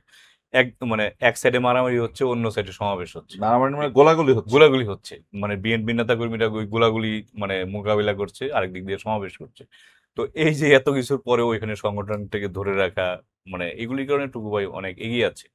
আবার জামাতও কাজ করেছে তাদের প্রতিটা, শুধু সিরাজগঞ্জ নয় বা পাবনা, সব জায়গায়। তো পাবনার কথা তো আগেই আলাপ করছিলাম। তো জামাতও কাজ করেছে তাদের সাধ্যমতো, যাতে তারাও ভালো করতে পারে। ওই আর জামাত তো 17 বছর আন্দোলনও করেছে, আবার বিভিন্নভাবে তারা সংগঠনকে বিস্তার লাভ করেছে, সেটা ছত্রছায় হোক আর যেভাবেই হোক, গুপ্ত সুপ্ত যাই বলি, তাদের সংগঠনের কাজ তারা করেছে। তো জামাত কিন্তু সেটা কতটুকু করতে পেরেছে সেটা আসলে 12 তারিখের ফলাফলই বোঝা যাবে। কারণ জামাত নিয়ে যেটাই আমি একটু বলি আপনাকে, সেটা হচ্ছে 2001 সালে জামাত নিয়ে আপনার একটা পরিসংখ্যান আছে। 2001 সালের পর জামাত কতটুকু এগিয়েছে সেই পরিসংখ্যান কিন্তু কারোর কাছে নেই। তবে সেটা ওই যে শান্তবাজির আগের আলোচনা বলছিলেন যে আপনার যদি মার্কস 30 থাকে, আপনি পড়াশোনা করলে সেটা 50 হইতে পারে, সেটা তো 100 হয়। আর বিএনপি তো আগে থেকেই লেটার মার্কস পাওয়া, 80 পাওয়া, স্ট্যান্ড করা, ঠিক আছে। তো পার্থক্য তো একটা আছেই। তারপরেও সব জায়গায় প্রতিদ্বন্দ্বী হচ্ছে এবং বাংলাদেশের মানুষও চায় একটা প্রতিদ্বন্দ্বিতামূলক, একটা গ্রহণযোগ্য এবং একটা সুন্দর নির্বাচন, যে নির্বাচনে যেই আসুক মানুষ তাকে স্বাগত জানাবে, সেটা বিএনপি হোক আর যে অন্য যেই কেউ হোক।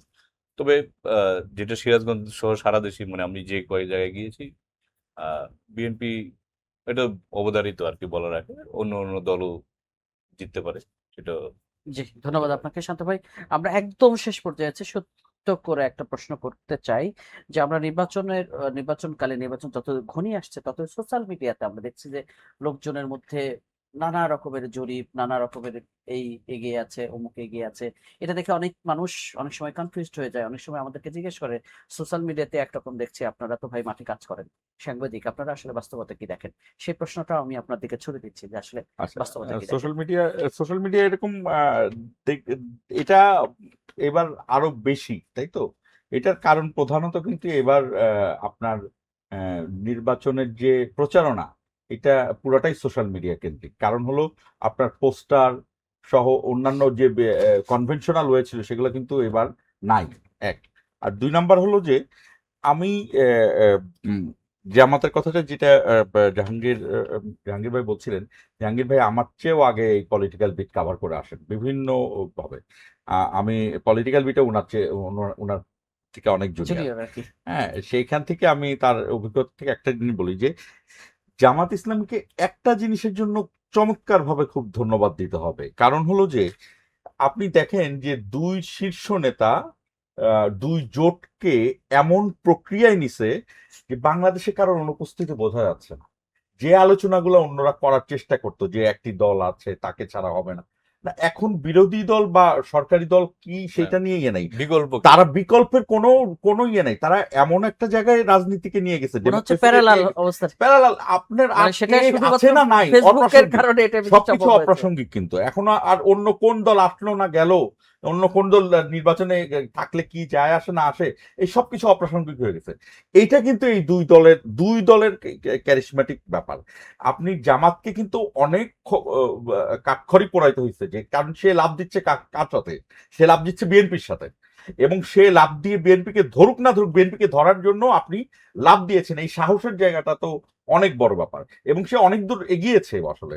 এই কারণে আগামী নির্বাচন সফল করার জন্য, গণতন্ত্রকে সফল করার জন্য জামাতের এইটা মানে দ্ব্যর্থহীন ভাষায় আপনি জামাতকে ইয়ে করবেন, সেই জায়গায় তার প্রতিদ্বন্দ্বিতা নিয়ে গেছে। সে কর্নেল অলিকে তার সঙ্গে নিয়েছে, সে এনসিপি কে সঙ্গে নিয়েছে।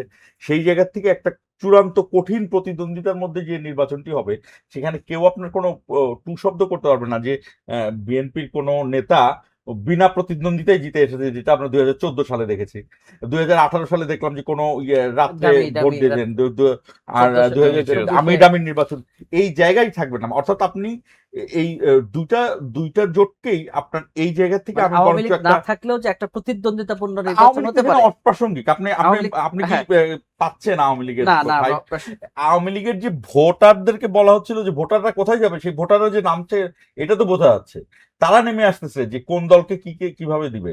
তো আপনার মাঠে আর কি এর চেয়ে ভালো নির্বাচন আর কোথা থেকে আপনি পাবেন? এইটার জন্য তো দুই শিবিরের যেই অবস্থান, সেই জায়গা থেকে বাংলাদেশের এই গত 20 বছর আর কি আছে। আমার মনে হয় যে এইটা হলো সবচেয়ে বড় প্রাপ্তি। এবং সোশ্যাল মিডিয়া হোক, মিডিয়া হোক, যা আছে সবকিছু দিয়ে মানুষ কিন্তু খুব দ্রুত মাঠে নামছে। নির্বাচনে যেই সংশয়টা আপনার ছিল না যে নির্বাচন হবে কিনা, হলেও কেমন হবে, এই সংশয় তো অনেকদিন, মাত্র 1 সপ্তাহ না 1.5 সপ্তাহের মধ্যে এই সিনারিও বদলে গেছে। আপনি দেখেন যে এই জায়গায় আমার কাছে মনে হয় যে এইটা হলো এই নির্বাচনের সবচেয়ে বড় জি জি, জায়গা। ধন্যবাদ আপনাকে। জাকির ভাই, আপনার কাছে ছোট্ট করে ঠিক একই প্রশ্ন, মানে 30 সেকেন্ডে অ্যান্সার চাই। যে আসলে মানুষ সোশ্যাল মিডিয়াতে দেখে যখন, তখন আমাদেরকে জিজ্ঞেস করে যে আসলে ভাই জামাত জিতে যাবে না বিএনপি জিতে যাচ্ছে। সোশ্যাল মিডিয়াতে তারা দেখছে যে জামাত বোধহয় অনেক আসন পাচ্ছে। তা আপনার কাছে আপনার মাঠের অবস্থা কি দেখেন? না, এটা তো সব ঘটনার ক্ষেত্রে আপনি যে কোনো বড় ঘটনা ঘটলেই আপনাকে আগে জিজ্ঞেস করে যে ভাই আসলে ভিতরে ঘটনা একটু বলেন তো। তারপর পেপার পত্রিকা ছাপা হচ্ছে, মানে টেলিভিশন আসছে, তারপর আপনাকে কিন্তু জিজ্ঞেস করবে যে ভাই ভিতরে কথাটা একটু বলেন তো। তো এই ভিতরের এইবার কিন্তু আসলে এই যে শান্ত ভাই যেটা বলছিলেন, প্রতিদ্বন্দ্বিতাপূর্ণ নির্বাচন, যেটা মানে বিএনপিও চেয়েছে, জামাতও চেয়েছে, সরকারও চেয়েছে, জনগণও চেয়েছে, ঠিক আছে। তো এবার মার্কা যেমন বিবেচিত হচ্ছে, তেমনি মানুষ হিসাবে, প্রার্থী হিসাবে সেটাও কিন্তু মানুষ দেখছে যে কোন প্রার্থী পরিচ্ছন্ন, কোন প্রার্থী এলাকার উন্নয়নে কাজ করবে, কার ইমেজ ভালো, এগুলো কিন্তু দেখছে এটা তো শুধুমাত্র। সম্ভাবনার জায়গা থেকে। জি, তো সেটাও কিন্তু বিবেচনা করছে। শুধু মার্কা দেখে ভোট দিয়ে দেবে সেটা কিন্তু তা না, নানান হিসাব নিকাশ করছে।